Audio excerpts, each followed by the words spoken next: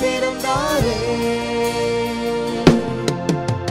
சாபங்கள் நீக்கிட நித்திய பிறந்தாரே.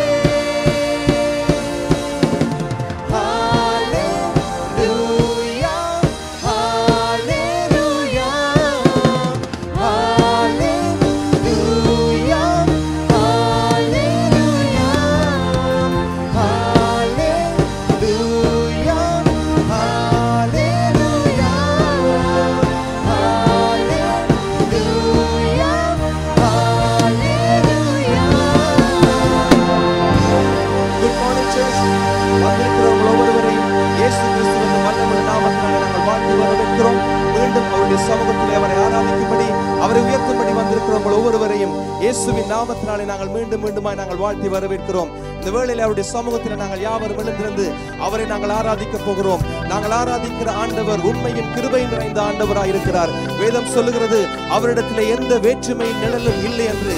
ஏனென்றால் அவர் எங்கள் மத்தியிலே அன்பு செய்த தேவனாய் எங்களை தேடி வந்த ஆண்டவராய் இருக்கிறார். ஆகவே அந்த உண்மையும் கிருபையும் நிறைந்த ஆண்டவரை கரங்களை தட்டி சந்தோஷமாய் உள்ளத்தின் ஆழ்ந்திருந்தவரை ஆராதிக்க போகிறோம். அவரை மகிமைப்படுத்த போகிறோம். அவரை நாங்கள் உயர்த்தி அவரை நாங்கள் உயர்த்தி பாடி துதிப்போம். இந்த வேளையிலே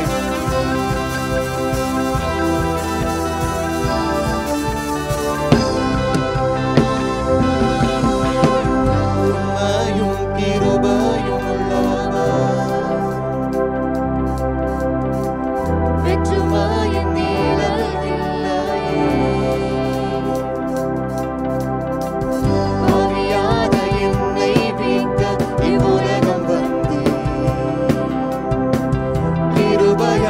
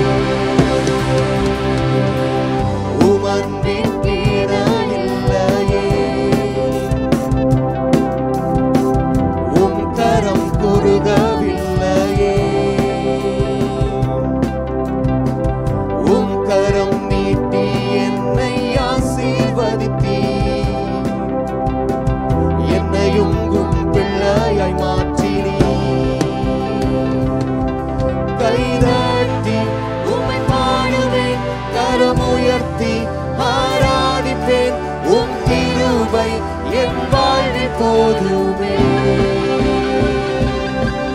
உம் கிருபை போதுமே, உம் கிருபை போதுமே, உம் கிருபை போதுமே என்னாலுமே, உம் கிருபை போதுமே, உம் கிருபை போதுமே, உம் கிருபை போதுமே என் வாழ்விலே. வாக்கில் என்றும் மாறாத ஆண்டவர், வாக்கில் என்றும் மாறிடாதவர், சொன்னதை செய்து முடிப்பவர், கரம் பிடித்து என்னை என்றும் நடத்தி செல்வி, கண்மலை மேல் உயர்த்திடுவி. கைதட்டி கைதட்டி உம்மை பாடுவேன், கரம் உயர்த்தி ஆராதிப்பேன், உம் கிருபை என் வாழ்வில் போதுமே, உம் கிருபை போதுமே, உம் கிருபை போதுமே, உம் கிருபை போதுமே என்னாலுமே, உம் கிருபை போதுமே, உம் கிருபை போதுமே, உம் கிருபை போதுமே என் வாழ்விலே. மீண்டுமாய் சொல்லுவோம், உம் கிருபை போதுமே. அவருடைய கிருபையை நினைத்து நாங்கள் சொல்லுவோம், அவருடைய கிருபை ஒன்று மாத்திரம் நாங்கள் நிலை நிற்பதற்கு ஏதுவாக இருக்கிறது. எங்களுடைய எந்த காரியத்தும் எங்களை நிலை நிற்பதற்கு ஏதுவாக இல்லை. ஆனால் அவருடைய சுத்த கிருபை இப்பட்டும் எங்களை நடத்தினது, இனிமேலும் நடத்த எங்களை நிலை நிறுத்த போதுமானதாக இருக்கிறது. ஆகவே அந்த கிருபையை வைத்து சொல்லுவோம், உம் கிருபை போதுமே, உம் கிருபை போதுமே, உம் கிருபை போதுமே, உம் கிருபை போதுமே என்னாலுமே, உம் கிருபை போதுமே, உம் கிருபை போதுமே, உம் கிருபை போதுமே என் வாழ்விலே. நாங்கள் சொல்லும் வாக்கில் என்றும் மாறாத ஆண்டவர், வாக்கில் என்றும் மாறிடாதவர், சொன்னதை செய்து முடிப்பவர், கரம் பிடித்து என்னை நடத்துகிற ஆண்டவர், கரம் பிடித்து என்னை என்றும் நடத்தி செல்வி, கண்மலை மேல் உயர்த்திடுவி, கைதட்டி உம்மை பாடுவேன், கரம் உயர்த்தி ஆராதிப்பேன், உம் கிருபை என் வாழ்வில் போதுமே, உம் கிருபை போதுமே, உம் கிருபை போதுமே, உம் கிருபை போதுமே என்னாலுமே, உம் கிருபை போதுமே, உம் கிருபை போதுமே, உம் கிருபை போதுமே என் வாழ்விலே, உம் கிருபை போதுமே, உம் கிருபை போதுமே, உம் கிருபை போதுமே என் வாழ்விலே. ஹல்லேலூயா, ஹல்லேலூயா. நன்றி ஆண்டவரே, உம்முடைய கிருபைக்காக உங்களுக்கு நன்றி செலுத்துகிறேன். ஓ உம்முடைய அளவற்ற அன்பு எங்களை நெருக்கி வருகிறதாய், ஆண்டவரே எங்களை தேடி வந்ததாய், ஆண்டவரே எங்களை மீட்டுக் கொண்டதாய் இருக்கிறது. உங்களுக்கு நன்றி நன்றி என்று சொல்கிறோம் ஆண்டவரே. ஓ நீ நல்லவர், நீங்கள் போதுமானவராய் இருக்கிறீங்க சுவாமி. ஹல்லேலூயா. சர்ச் இந்த காலை வேளையிலும் கூட அவருடைய சமூகத்திலே மாதத்தின் இறுதியிலே நாங்கள் நிற்கிற பொழுதும் அவர் இந்த ஆண்டு முழுவதிலும் எங்களை கண்ணின் மணியை போல பாதுகாத்திருக்கிறார். உடைய தேவைகளை சந்தித்திருக்கிறார். எங்களுடைய எல்லா பயத்துக்கும் எங்களை நீங்களாக்கி ரட்சித்திருக்கிறார். எல்லா தீமைக்கும் எங்களை விலக்கி பாதுகாத்திருக்கிறார். எங்களுடைய குடும்பத்திலே, எங்களுடைய தனிப்பட்ட வாழ்க்கையிலே, எங்களுடைய தொழிலிலே எங்களோடு கூட இருந்திருக்கிறார். யார் இல்லாத சூழ்நிலையிலும் கூட அவர் எங்களோடு கூட இருந்திருக்கிறார். ஆகவே அதை நினைத்து உள்ளத்தின் ஆழத்திலிருந்து ஒரு நன்றியுள்ள ஆராதனை நாங்கள் செலுத்த போகிறோம் அவருக்கு. ஏனென்றால் நாங்கள் இந்த இடத்துல நிற்பதும் நிர்மூலமாகாது இருக்கிறது அவருடைய சுத்த கிருபையாக இருக்கிறது. ஆகவே அந்த கிருபையை நினைத்தவர்களால் அந்த கிருபையை கொண்டாடி சொல்லுவோம். ஆண்டவரே, நீங்கள் ஆண்டவரே என்மேல் அன்பு கூறாவிட்டால் ஆண்டவரே இந்த இடத்துல நான் நிற்கிறது நிச்சயமற்ற ஒரு காரியம். ஆண்டவரே, அந்த மாறாத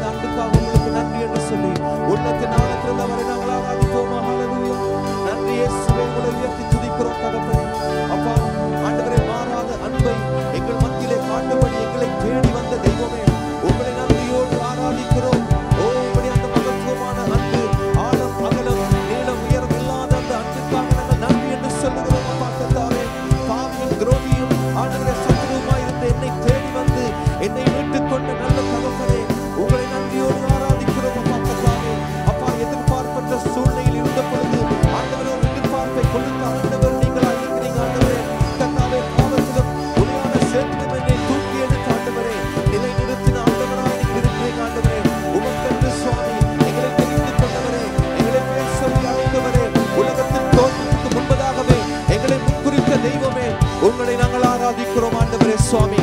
உலகத்திலே ஆண்டவர் அநேகர் நம்பிக்கையற்ற சூழ்நிலையோடு நாளைய தினத்தை குறித்து கவலையோடு கூட இருக்கிற பொழுது ஆண்டவரே, உங்களுக்குள்ளே எங்களுக்கு ஒரு நம்பிக்கையை கொடுத்த ஆண்டவர் நீங்களா இருக்கிறீங்க சுவாமி. அப்பா, இம்மட்டும் எங்களை நடத்தின ஆண்டவர், தொடர்ந்து வருகின்ற நாட்களிலே உம்முடைய கிருபையை இன்னும் வெளிப்படுத்துகிற ஆண்டவராய் நீங்கள் இருக்கிறீங்க அப்பா.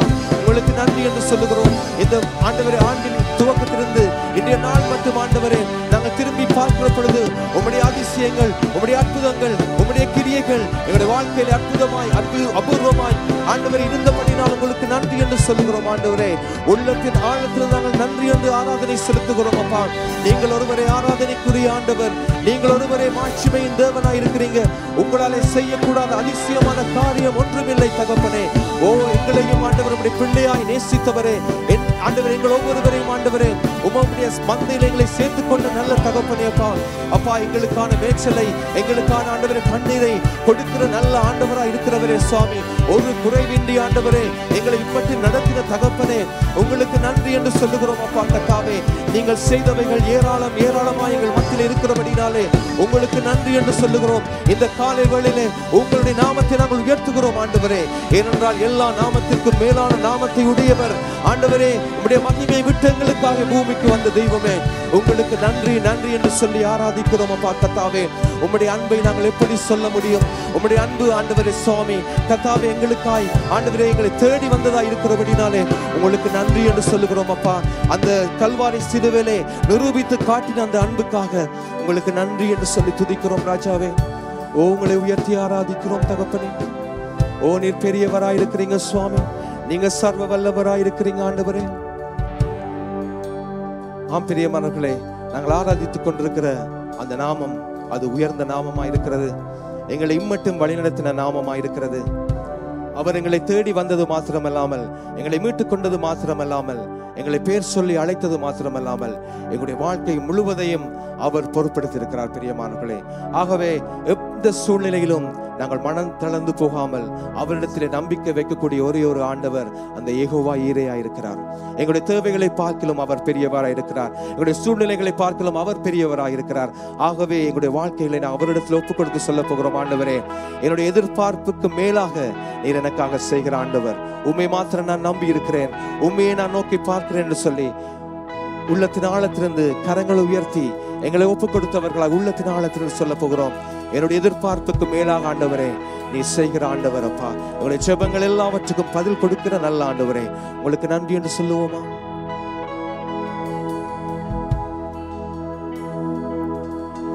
என் எதிர்பார்ப்புக்கு மேலாக செய்பவரே, என் ஜெபங்கள் அனைத்திற்கும் பதில் தருவீரே. என் எதிர்பார்ப்புக்கு மேலாக செய்பவரே, என் ஜெபங்கள் அனைத்திற்கும் பதில் தருவீரே. யெகோவா ஈரே, எனக்கெல்லாம் நீரே, என் தேவை எல்லாம் சந்தி. உள்ளத்தின் ஆழத்திலிருந்து சொல்லுவோம். எப்படிப்பட்ட தேவையா இருக்கலாம், நாளைய தினத்தை குறித்துதான கவலையா இருக்கலாம், சொல்ல முடியாத சூழ்நிலையா இருக்கலாம், அவரிடத்திலே நாங்கள் ஒப்புக் கொடுப்போம். எங்களுடைய எல்லா தேவைகளையும் சந்திக்கிறவர், அவருடைய பாரங்களை அவரிடத்திலே வைத்து சொல்லுவோம்.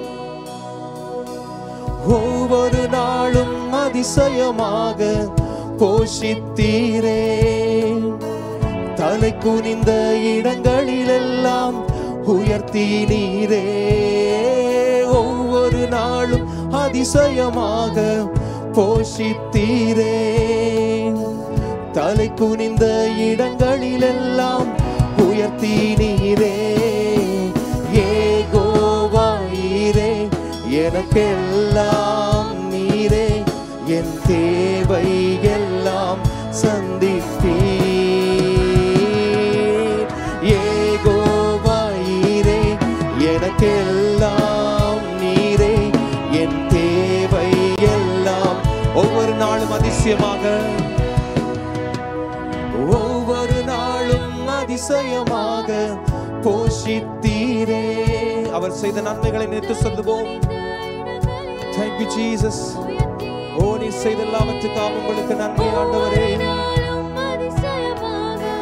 போஷித்தீரே, தலை தலை குனிந்த இடங்களிலெல்லாம் உயர்த்தினீரே.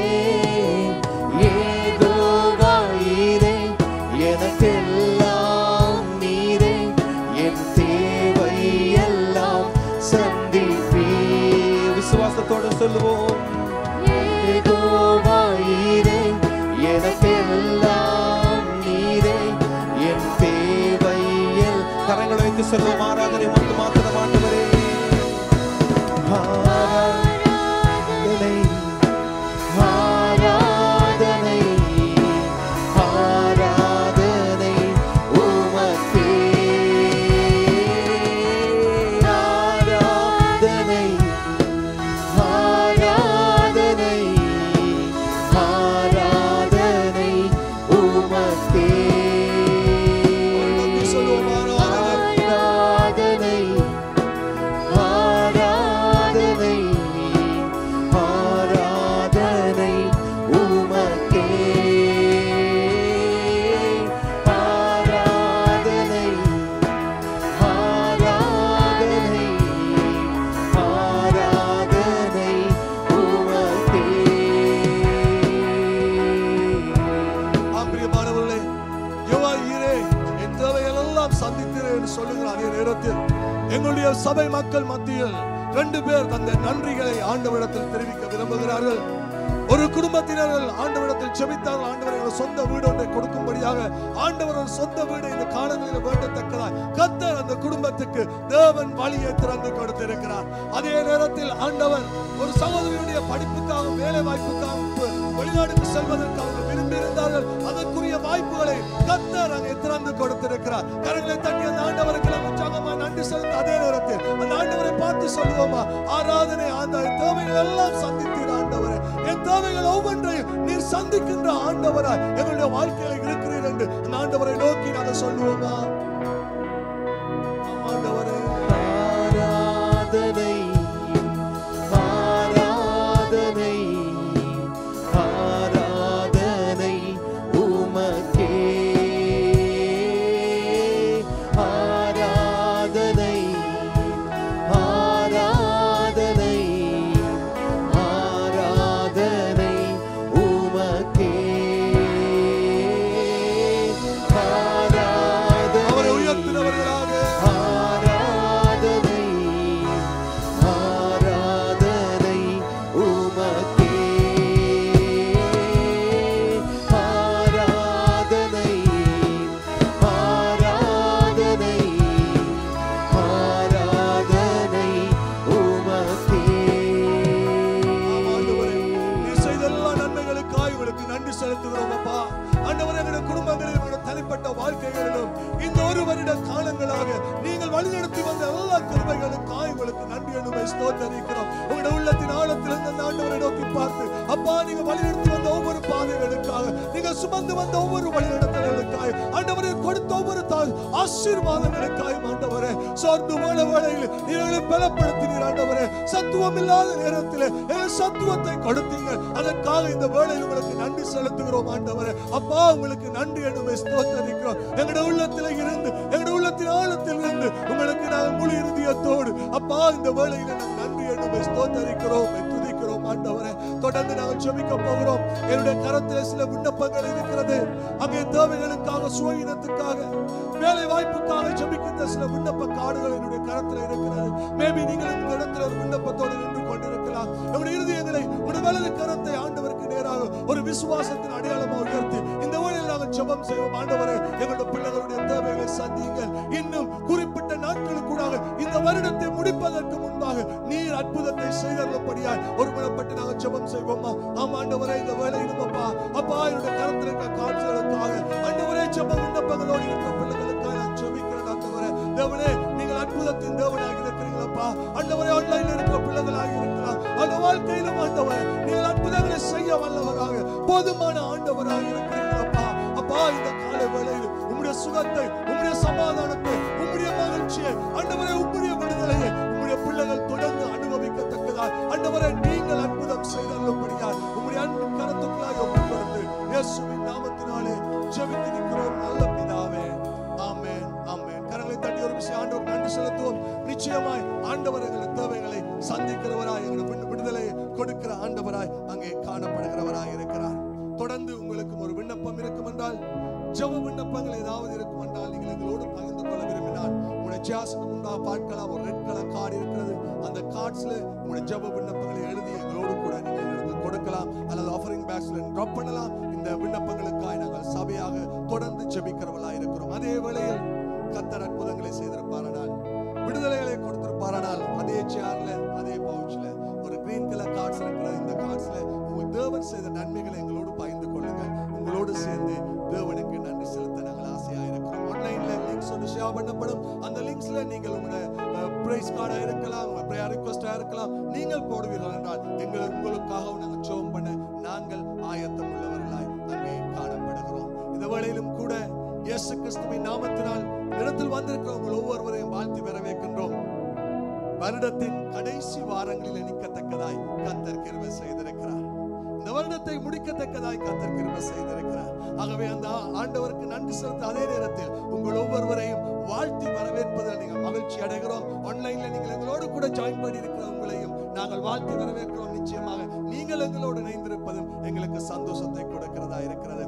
அதே நேரத்தில் விசேடமாக முதல் தரமாக நீங்கள் யாராவது இடத்தில் வந்திருப்பீர்கள் என்றால், அல்லாவிட்ட நீண்ட நாட்களுக்கு பின்பாக எங்களோடு கூட நீங்கள் ஜாயின் பண்ணியிருப்பீர்கள் என்றால், உங்களையும் விசேடமாக எங்களுடைய காஸ்பல் டேபர்னக்கிளோட உற்சாகமான அந்த கரகோஷத்தோடு வாழ்த்தி வர உற்சாகமாக கரங்களை தட்டி ஆன்லைன்ல ஃபர்ஸ்ட் டைம் இணைந்திருக்கிற உங்களையும் இணைய இருக்கிற உங்களையும் நாங்கள் வாழ்த்தி வரவேற்கிறோம். நாங்கள் சந்தோஷப்படுகிறோம். அதே நேரத்தில் அந்த வாழ்த்தோடு நின்று விடாமல் நாங்கள் இருக்கிற இடத்தை விட்டு கொஞ்சம் பின்பாக கடந்து சென்று கரங்களை கொடுத்து ஒரு வாழ்த்த போகிறோம். உங்களை காண்பதில் சந்தோஷம் என்று சொல்லுகிறோம். ஆராதிக்கத்தக்கதாக நீங்கள் எங்களோடு இணைந்திருப்பது மிகுந்த சந்தோஷம் என்று சொல்லி உங்களை வாழ்த்தி வரவேற்றுக்கொள்வோம். ஆன்லைன்ல இருக்கிற உங்களையும் வாழ்த்து எங்களோடு கூட உங்களை கிரீட்டிங்ஸ் எங்களோடு கூட ஷேர் பண்ணலாம். நீங்கள் எங்களோடு இணைந்திருப்பது எங்களுக்கு ஒரு பலத்தையும் தைரியத்தை கொடுக்கிறது. நிச்சயமாய் கர்த்தர் உங்களை ஆசீர்வதிப்பார்.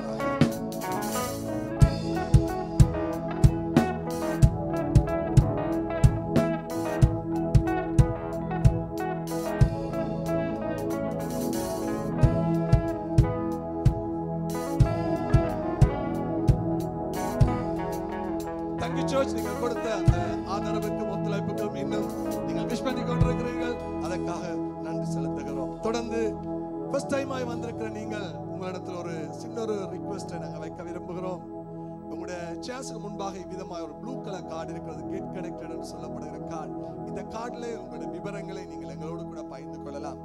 ஏன் என்று நீங்கள் கேட்கலாம். ஏன் உங்களுடைய விவரங்கள் எங்களுக்கு தேவை என்று ஒரே ஒரு காரணம், உங்களை நாங்கள் அறிந்து கொள்ளவும். கர்த்தர் இந்த இடத்தில் உங்களை எதேச்சியாய் கொண்டு வரவில்லை, ஒரு நோக்கத்தோடு கொண்டு வந்திருக்கிறார் என்பதை நாங்கள் ஆழமாய் விசுவாசிக்கிறோம். அந்த நோக்கத்துக்குள்ளாய் உங்களை வழிநடத்தவும் உங்களை கொண்டு போவதற்கும் உங்களோடு தொடர்பு கொள்வதற்கு நாங்கள் வாஞ்சியா இருக்கிறபடினால் இந்த கார்டை நிரப்பி வருகிற ஆஃபரிங் டைம்ல அல்லாவிட்டால் எங்களுடைய தலைவருடைய கரங்களில் நீங்கள் கொடுத்து செல்லலாம். அதே வழியில் ஆன்லைன்ல இருக்கிறவங்களுக்கும் ஒரு லிங்க் கொண்டு ஷேர் பண்ணப்படும். அந்த கெட் கனெக்டட் லிங்கை நீங்க ஃபில் பண்ணி எங்களோடு அனுப்புவீர்கள் என்றால் எங்களுக்கு உதவியா இருக்கும். உங்களோடு கூட நாங்கள் தொடர்பு கொள்ளக்கூடியதா இருக்கும். அந்த அறிவித்தலோடு கூட தொடர்ந்து கொடுத்தலுக்கூடாக நாங்கள் கடந்து செல்வோம்.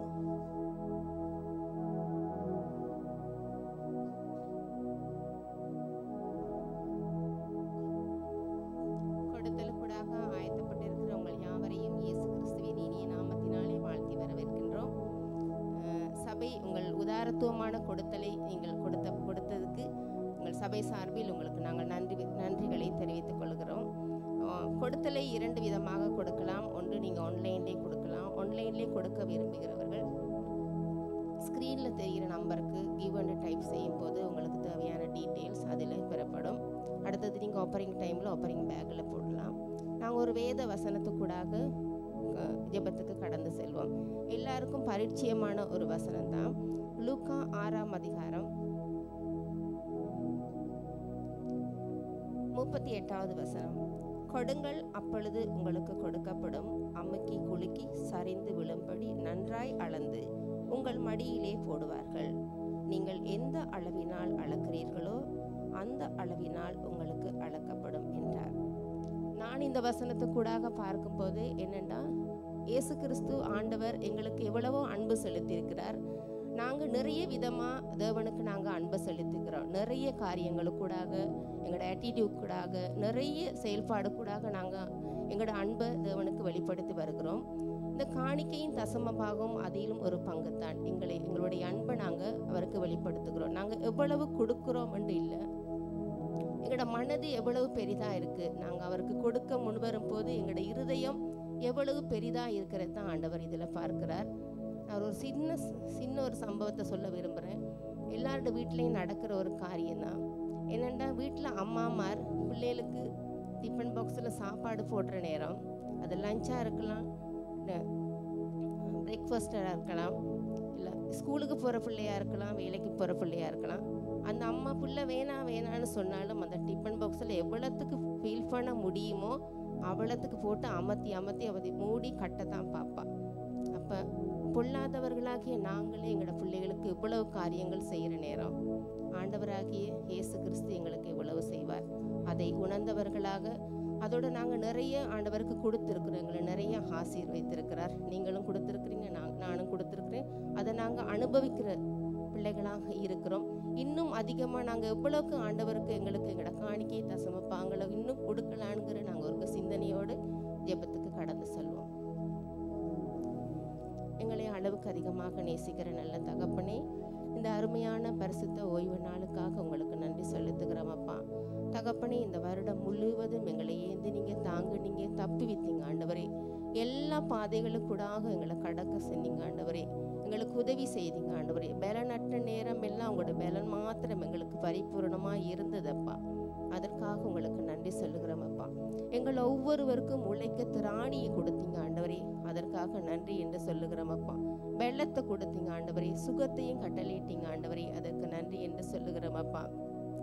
ஒவ்வொரு தகப்பனுக்கும் தாய்மாருக்கும் தகப்பனே ஞானத்தை கொடுத்தீங்க ஆண்டவரே. எப்படி வாழணும், எப்படி உழைக்கணும், எப்படி நடக்கணும் விஷ்டத்தை கொடுத்தீங்க ஆண்டவரே, அதற்காக உங்களுக்கு நன்றி என்று சொல்லுவோம் அப்பா. அப்பா, நீங்கள் கொடுத்ததுலேருந்து நாங்கள் சிறிய தொகையை உங்களுக்கு கொண்டு வந்திருக்கிறோம். அதை நீங்கள் இதுவரை நிறைவாக ஆசீர்வதித்திருக்கிறீங்க அப்பா. இன்னும் நிறைவாக ஆசீர்வதிக்கும்படியாக நாங்கள் ஜெபிக்கிறோம் அப்பா. இதனூடாக அநேகர் போஷிக்கப்படுகிறார்கள் ஆண்டவரே, அதற்காக உங்களுக்கு நன்றி சொல்லுகிறேன் ஆண்டவரே. இன்னும் அதிகமாய் உழைக்க திராணியை கொடுக்கும்படியாக ஜெபிக்கிறேன் ஆண்டவரே. ஒவ்வொரு குடும்பங்கள் தேவைகளை ஆசீர்வதிங்க ஆண்டவரே. இன்னும் என்னென்ன தேவைகள் இருக்கோ எல்லாவற்றையும் நிறைவாக ஆசீர்வதிக்கும்படியாக ஜெபிக்கிறேன் ஆண்டவரே. சகலவற்றையும் உடைய கரத்துக்கூடாக ஒப்படைக்கிறேன் அப்பா. இயேசு கிறிஸ்துவின் இனிய நாமத்தினாலே ஜெபிக்கிறேன் ஜீவனுள்ள நல்ல பிதாவே, ஆமென்.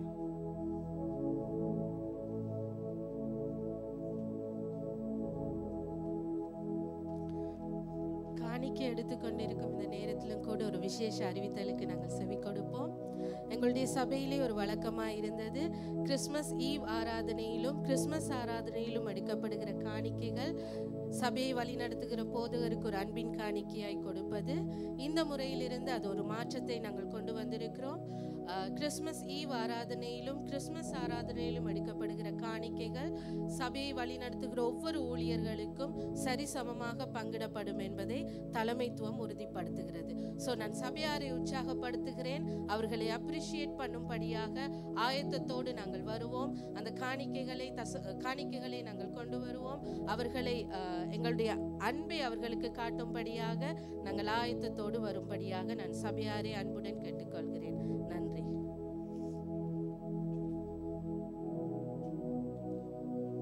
தொடர்ந்து அந்த ஸ்பெஷல் அனௌன்ஸ்மெண்டோடு கூட எங்களுடைய சபை அறிவித்தலுக்கு நாங்கள் செவிமடுத்துக் கொள்வோம். கடந்த வாரத்தில் 2 துக்ககரமான நிகழ்வுகள் நடைபெற்றிருக்கின்றது. எங்களுடைய சபையில் எங்களோடு ஊழியம் செய்கிற பாஸ்டர் ஆண்டோனுடைய சித்தி அல்லாவிட்ட அவருடைய தாயாருடைய தங்கச்சியின் காலமாகி நேற்றைய நாளில் அவருடைய இறுதி ஆராதனை நடைபெற்றது.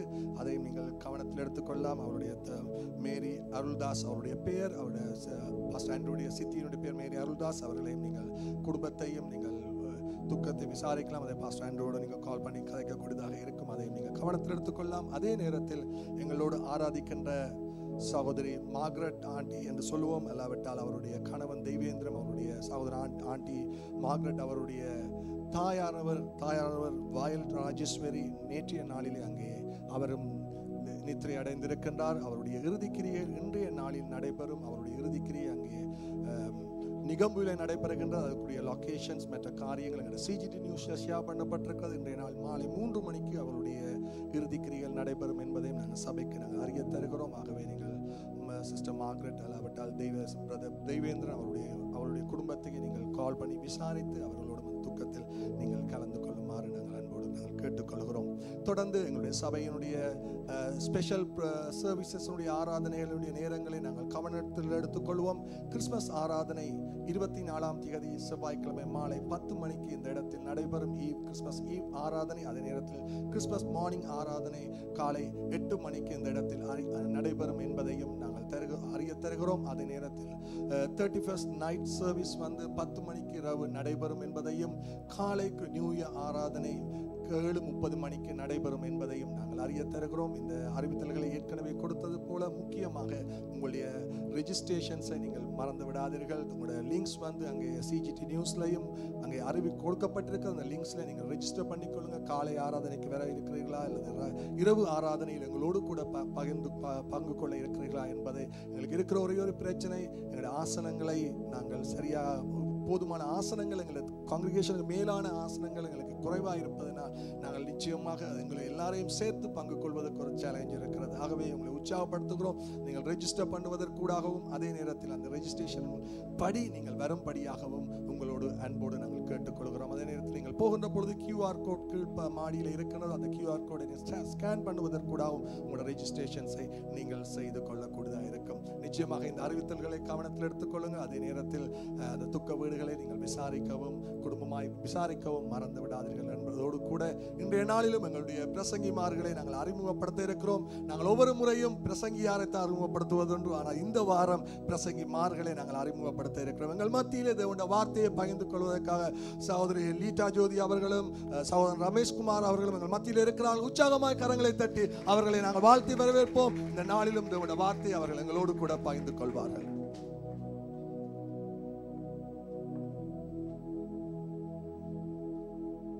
Thank you so much உங்களுடைய அன்பான வரவேற்புக்காக. அந்த வரவேற்பை கேட்குற நேரத்தில் பார்க்குற நேரத்தில் சந்தோஷமாக இருக்குது. அதே மாதிரி எங்களை இன்னும் அதிகமாக உற்சாகப்படுத்துகிறதாக இருக்கிறது.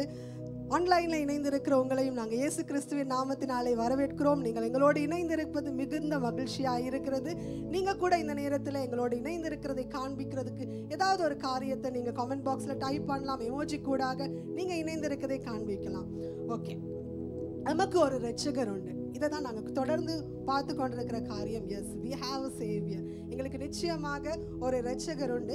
அந்த இரட்சகருடைய வருகையை தான் நாங்கள் இந்த மாதம் முழுவதுமாக செலிப்ரேட் பண்ணி கொண்டிருக்கிறோம். இந்த உலகத்தில் இருக்கிற நிறைய பேர் இந்த மாதத்தை செலிப்ரேட் பண்ணுறதுக்கு அநேக காரணங்கள் இருக்குது. நிறைய விதமான காரணங்கள் இருந்தாலும் கூட நாங்கள் ஒரு பர்பஸ்ஃபுல்லான ஒரு காலத்தை நாங்கள் செலிப்ரேட் பண்ணி கொண்டிருக்கிறோம். இந்த காலத்தின் உண்மையான நோக்கம் என்ன என்பதை அறிந்தவர்களாக நாங்கள் செலிப்ரேட் பண்ணி கொண்டிருக்கிறதுல எந்த விதமான ஒரு சந்தேகமுமே இல்லை. அதைத்தான் நாங்கள் கடந்த 3 வாரங்களாக நாங்கள் பார்த்த காரியம்தான். அந்த இரட்சகருடைய வருகை எங்களுக்கு எதையெல்லாம் கொண்டு வந்தது, எதையெல்லாம் எங்களுடைய வாழ்க்கையில வைத்திருக்கிறது, அப்படியான காரியங்களை நாங்கள் பார்த்து கொண்டு இருக்கிறோம். ஸோ முதலாவது வாரத்தில் நாங்கள் பார்த்த காரியம், அந்த இரட்சகருக்குள்ளாக அந்த இரட்சகர் வரும் பொழுது எங்களுக்கு ஒரு ஹோப்பை கொண்டு வந்தார், ஒரு நம்பிக்கையை கொண்டு வந்தார். அந்த நம்பிக்கை, அதாவது நம்பிக்கை இல்லாத, ஹோப் இல்லாத அந்த சூழ்நிலையிலும் கூட அந்த நம்பிக்கையை அவர் எங்களுக்கு கொண்டு வந்தார். எங்களுடைய நிகழ்காலத்திலும் எங்களுடைய எதிர்காலத்துக்கும் உரிய நம்பிக்கையை அவர் எங்களுக்கு கொண்டு வந்தார் என்பதை நாங்கள் பார்க்கலாம். அதே போல அடுத்த வாரத்தில் நாங்கள் பார்த்தோம், அவருக்கூடாக எங்களுக்கு ஒரு பெரிதான ஒரு பெர்ஃபெக்டான பீஸ் இருக்கிறது, ஒரு சமாதானம் இருக்கிறது. அவருடைய வருகையின் போது எங்களுக்கு கொடுக்கப்பட்ட அந்த சமாதானம் அவர் இந்த உலகத்தில் இருந்து சிலுவைக்கு போகிறதுக்கு முன்பதாக எங்களுக்கு விட்டு சென்றதையும் அதைத்தான். அவர் அந்த சமாதானத்தை எங்களுக்கு கொடுத்து சென்றார். அடுத்த வாரத்திலே நாங்கள் பார்த்தோம், அவருக்குள்ளாக எங்களுக்கு ஒரு முழுமையான பரிபூரணமான மகிழ்ச்சி இருந்ததை நாங்கள் பார்க்கலாம். சந்தோஷம் இல்லை, சூழ்நிலைகளிலே தங்கி இருக்கிற சந்தோஷம் இருக்கவில்லை. ஆனால் மாறாக சூழ்நிலைகள் எதுவாக இருந்தாலும், எப்படிப்பட்ட ஒரு சூழ்நிலைக்குள்ளே நாங்கள் கடந்து போய் கொண்டிருந்தாலும், ஆண்டவருக்குள்ளே அந்த இரட்சகருக்குள்ளே இருக்கிற மகிழ்ச்சி எங்களுடைய வாழ்க்கையில இருக்கிறதை நாங்கள் பார்க்கக்கூடியதா இருந்தது. ஸோ இந்த மகிழ்ச்சி, இந்த நம்பிக்கை, இந்த சமாதானம், இது எல்லாவற்றிற்கும் காரணம் என்ன? ஆண்டவர் இவை எல்லாவற்றையும் எங்களுக்கு கொடுப்பதற்கு காரணம் என்ன? பிரதான காரணம் என்ன அப்படின்னு பார்த்தோம்னா, அது அவருடைய அன்பு, அது அவருடைய முழுமையான அன்பு. அவர் எங்கள் மீது வைத்த அந்த முழுமையான அன்பை குறித்து தான் இன்றைய நாளிலே நானும் நீங்களுமாக இன்றைய நாளிலே தியானிக்க போகிறோம். அந்த அன்பு எப்படிப்பட்டது, அந்த அன்பின் தன்மை என்ன, உண்மையான தன்மை என்ன, அந்த அன்பு எங்களுடைய வாழ்க்கையில எப்படியான மாற்றத்தை கொண்டு வந்து கொண்டிருக்கிறது, எப்படியாக எங்களுடைய வாழ்க்கையை மாற்றுகிறது என்பதை நாங்கள் தொடர்ந்துமாய் ஆராய போகிறோம். நாங்கள் எல்லோரும் சேர்ந்து ஜெபத்துக்கு தலை வணங்குவோம். எங்களை நேசிக்கிற அன்பு நல்ல ஆண்டவரே, இந்த நாளிலும் இரட்சகராகிய உங்களுடைய அன்பை குறித்து தியானிக்க எங்களுக்கு நீங்கள் ஏற்படுத்தி கொடுத்த அற்புதமான ஸ்லாக்கியத்துக்காக நன்றி சொல்லுகிறோம்.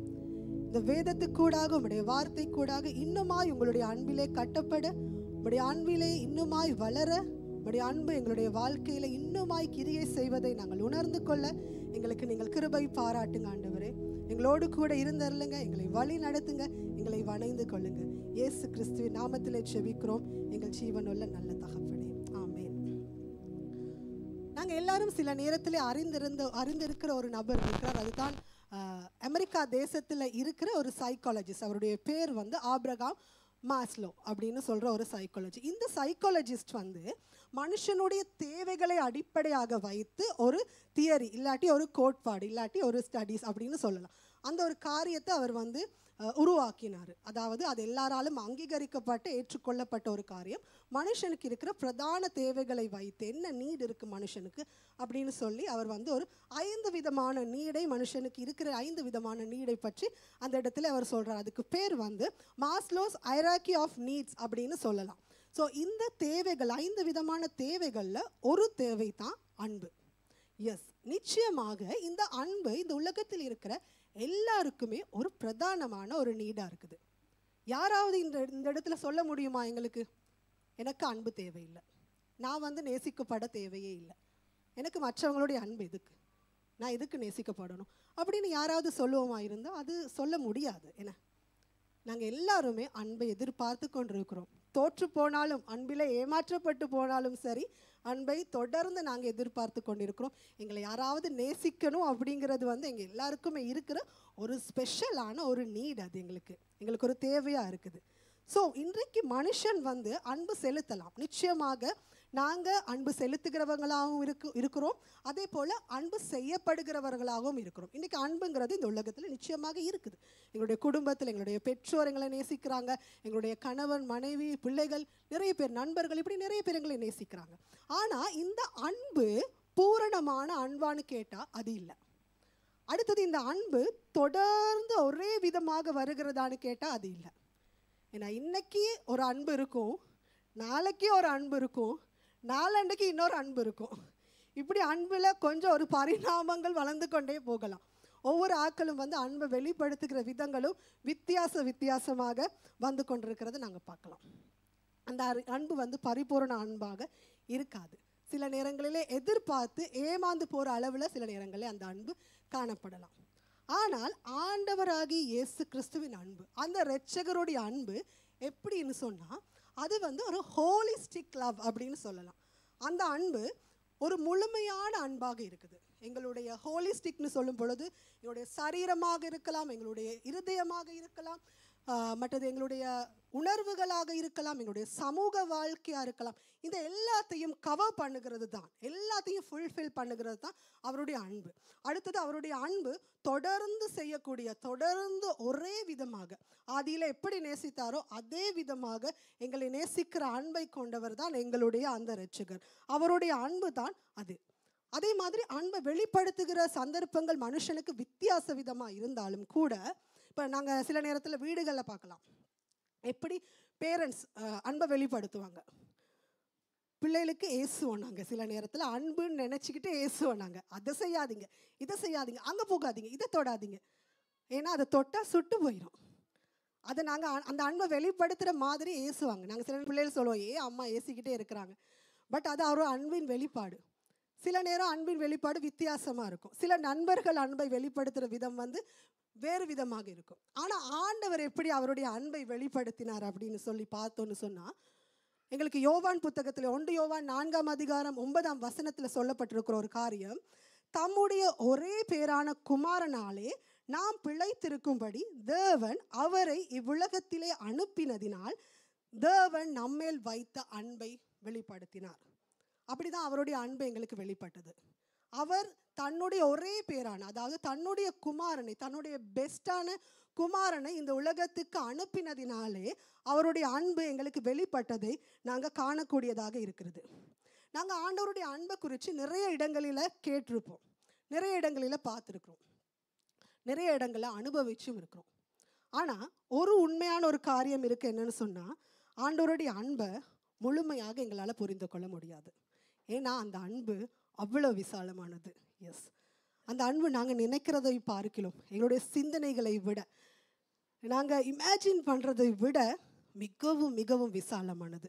அந்த அன்பு ஒரு நாளுமே எங்களால் எக்ஸ்பிளைன் பண்ண முடியாது, பட் எக்ஸ்பீரியன்ஸ் பண்ண முடியும், அதிகமாக உணர்ந்து கொள்ள முடியும். இந்த இடத்துல நான் நம்புகிறேன், ஆன்லைனில் இணைந்திருக்கிற நீங்கள் கூட ஆண்டவருடைய அன்பை அதிகமாக உணர்ந்திருப்பீங்க. நிறைய தருணங்களில் உங்களுடைய வாழ்க்கையிலே கடினமான பாதையாக இருக்கலாம், சந்தோஷமான பாதையாக இருக்கலாம், நிறைய நேரத்தில் ஆண்டவருடைய அன்பை உணர்ந்த தருணங்கள் அதிகமாக எங்களுடைய வாழ்க்கையில் இருக்கலாம்.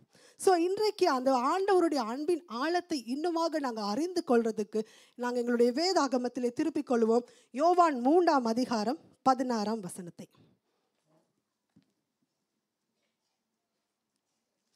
இந்த வார்த்தை எங்களுக்கு தெரியும். இந்த வசனம் ரொம்ப பிரபல்யமான ஒரு வார்த்தை தான், எல்லாருக்கும் தெரிஞ்ச ஒரு வார்த்தை, எல்லாருக்கும் மனப்பாடமாக இருக்கிற ஒரு வார்த்தை தான்.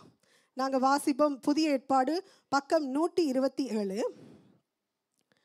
தேவன் தம்முடைய ஒரே பேரான குமாரனை விசுவாசிக்கிறவன் எவனோ அவன் கெட்டு போகாமல் நித்திய ஜீவனை அடையும் படிக்கு அவரை தந்தருளி இவ்வளவாய் உலகத்தில் அன்பு கூர்ந்தார். எஸ், இவ்வளவாய் உலகத்தில் அன்பு கூர்ந்தார். இந்த வார்த்தையை தான் இன்றைக்கு நாங்கள் தொடர்ந்து எங்களுடைய அவதானத்தை இந்த வார்த்தைக்கூடாக தான் நாங்கள் செலுத்த போகிறோம்.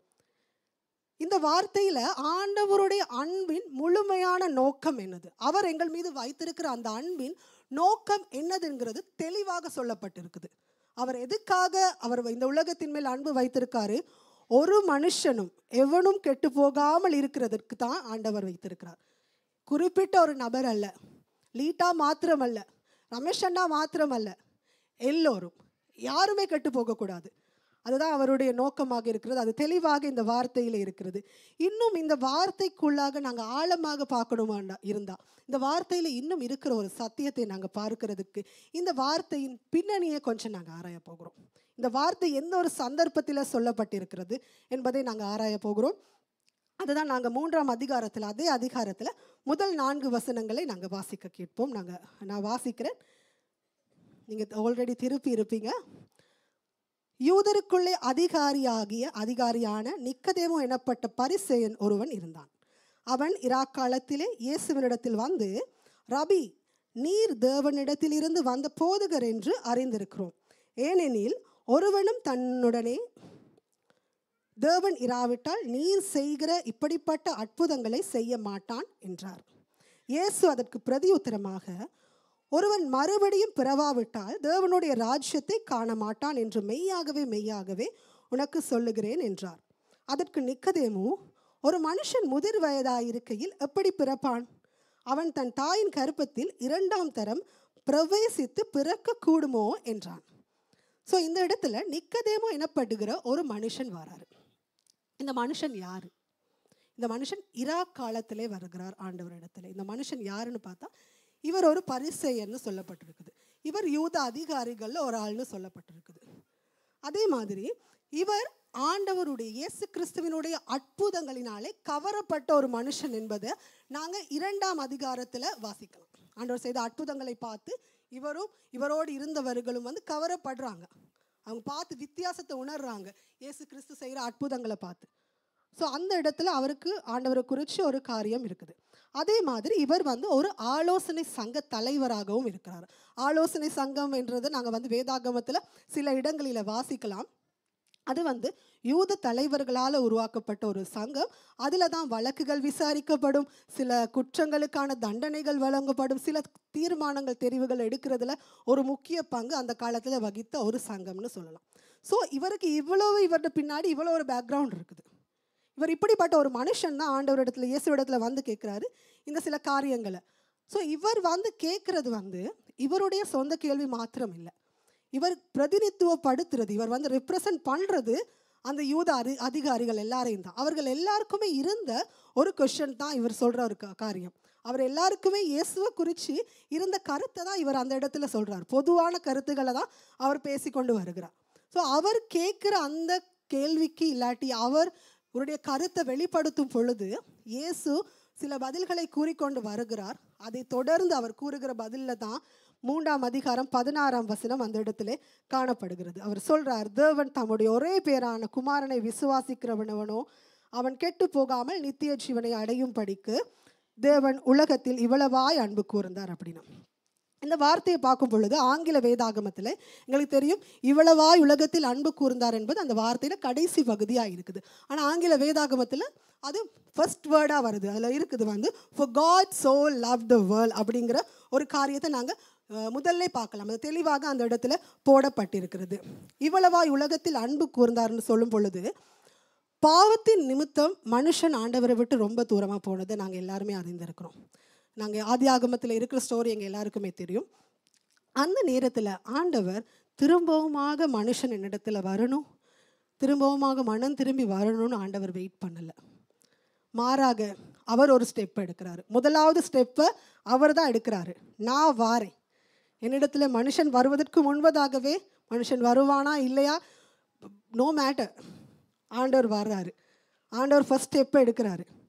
அதை தான் வந்து நாங்கள் யோவான் 4ஆம் அதிகாரத்தில் 19ஆம் வசனத்திலையும் நாங்கள் வாசிக்கலாம். அவர் முந்தி தம்மிடத்தில் அன்பு கூர்ந்தபடியினால தான் நாங்கள் அன்பு செய்கிறோம். ஸோ முதலாவது ஸ்டெப்பை, எங்களை அன்பு கூறும்படி முதலாவது ஸ்டெப்பை எடுத்தது அவர் தான். அவர் தான் அந்த அன்பின் சாஸ், அவர் தான் அந்த அன்பின் மூல ஆதாரம், அவர் தான் அந்த அன்புக்கான எல்லாம், அவரிடத்துல தான் அந்த அன்பின் எல்லை இருக்குது. ஸோ அவர் தான் அந்த முதலாவது ஸ்டெப் எடுக்கிறத தான் நாங்கள் இந்த வார்த்தை கூடாக நாங்கள் பார்க்கக்கூடியதாக இருக்குது. நாங்கள் வாசிப்போம் தீர்த்து புத்தகம் 3ஆம் அதிகாரம் 4ஆம் 5ஆம் வசனத்தில் வாசிக்கும் பொழுது அதே காரியம்தான் இந்த காரியங்களில் சொல்லப்படுகிறது. வந்து நாங்கள் எல்லாரும் திருப்பிக் கொள்வோம். அதை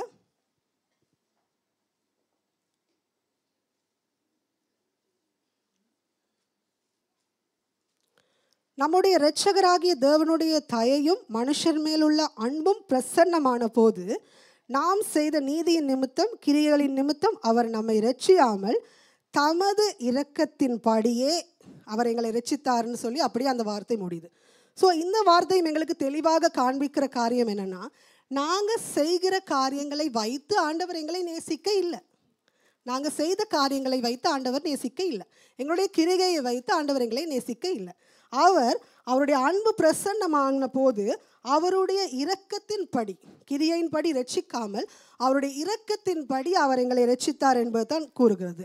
அந்த சாயல் அவருடையது, அவருடைய சாயலே அதுதான், அவருடைய நேச்சரே அதுதான். அவர் முதலாவது ஸ்டெப்பை எடுக்கிறதும் அவர் தானாகவே எங்களை நேசிக்கிறதும் வந்து அவருடைய நேச்சராகவே இருந்தது.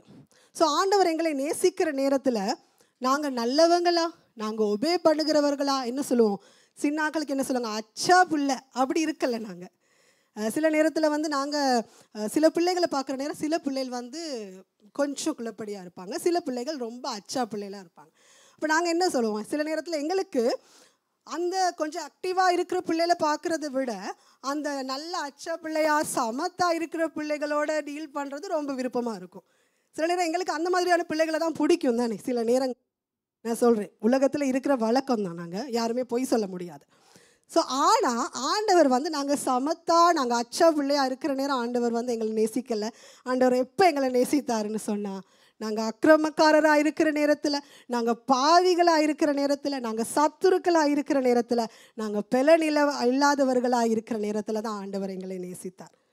அதே மாதிரி நிக்கதேமோட சிந்தனையில் இருந்த ஒரு காரியம் வந்து ஒரு குறிப்பிட்ட குழுவுக்கு தான், இஸ்ரவேலருக்கு மாத்திரம் தான், நிக்கதேமுக்கு மட்டும் இல்லை, அங்கே இருந்த அந்த யூதர் குழுவுக்கும் இருந்த சிந்தனை என்னதுன்னா, ஒரு குழுவுக்கு மாத்திரம் தான் ஆண்டவருடைய அன்பு இருக்குது, அவங்களுக்கு மட்டும்தான் ஆண்டவருடைய ரட்சிப்பு இருக்குது.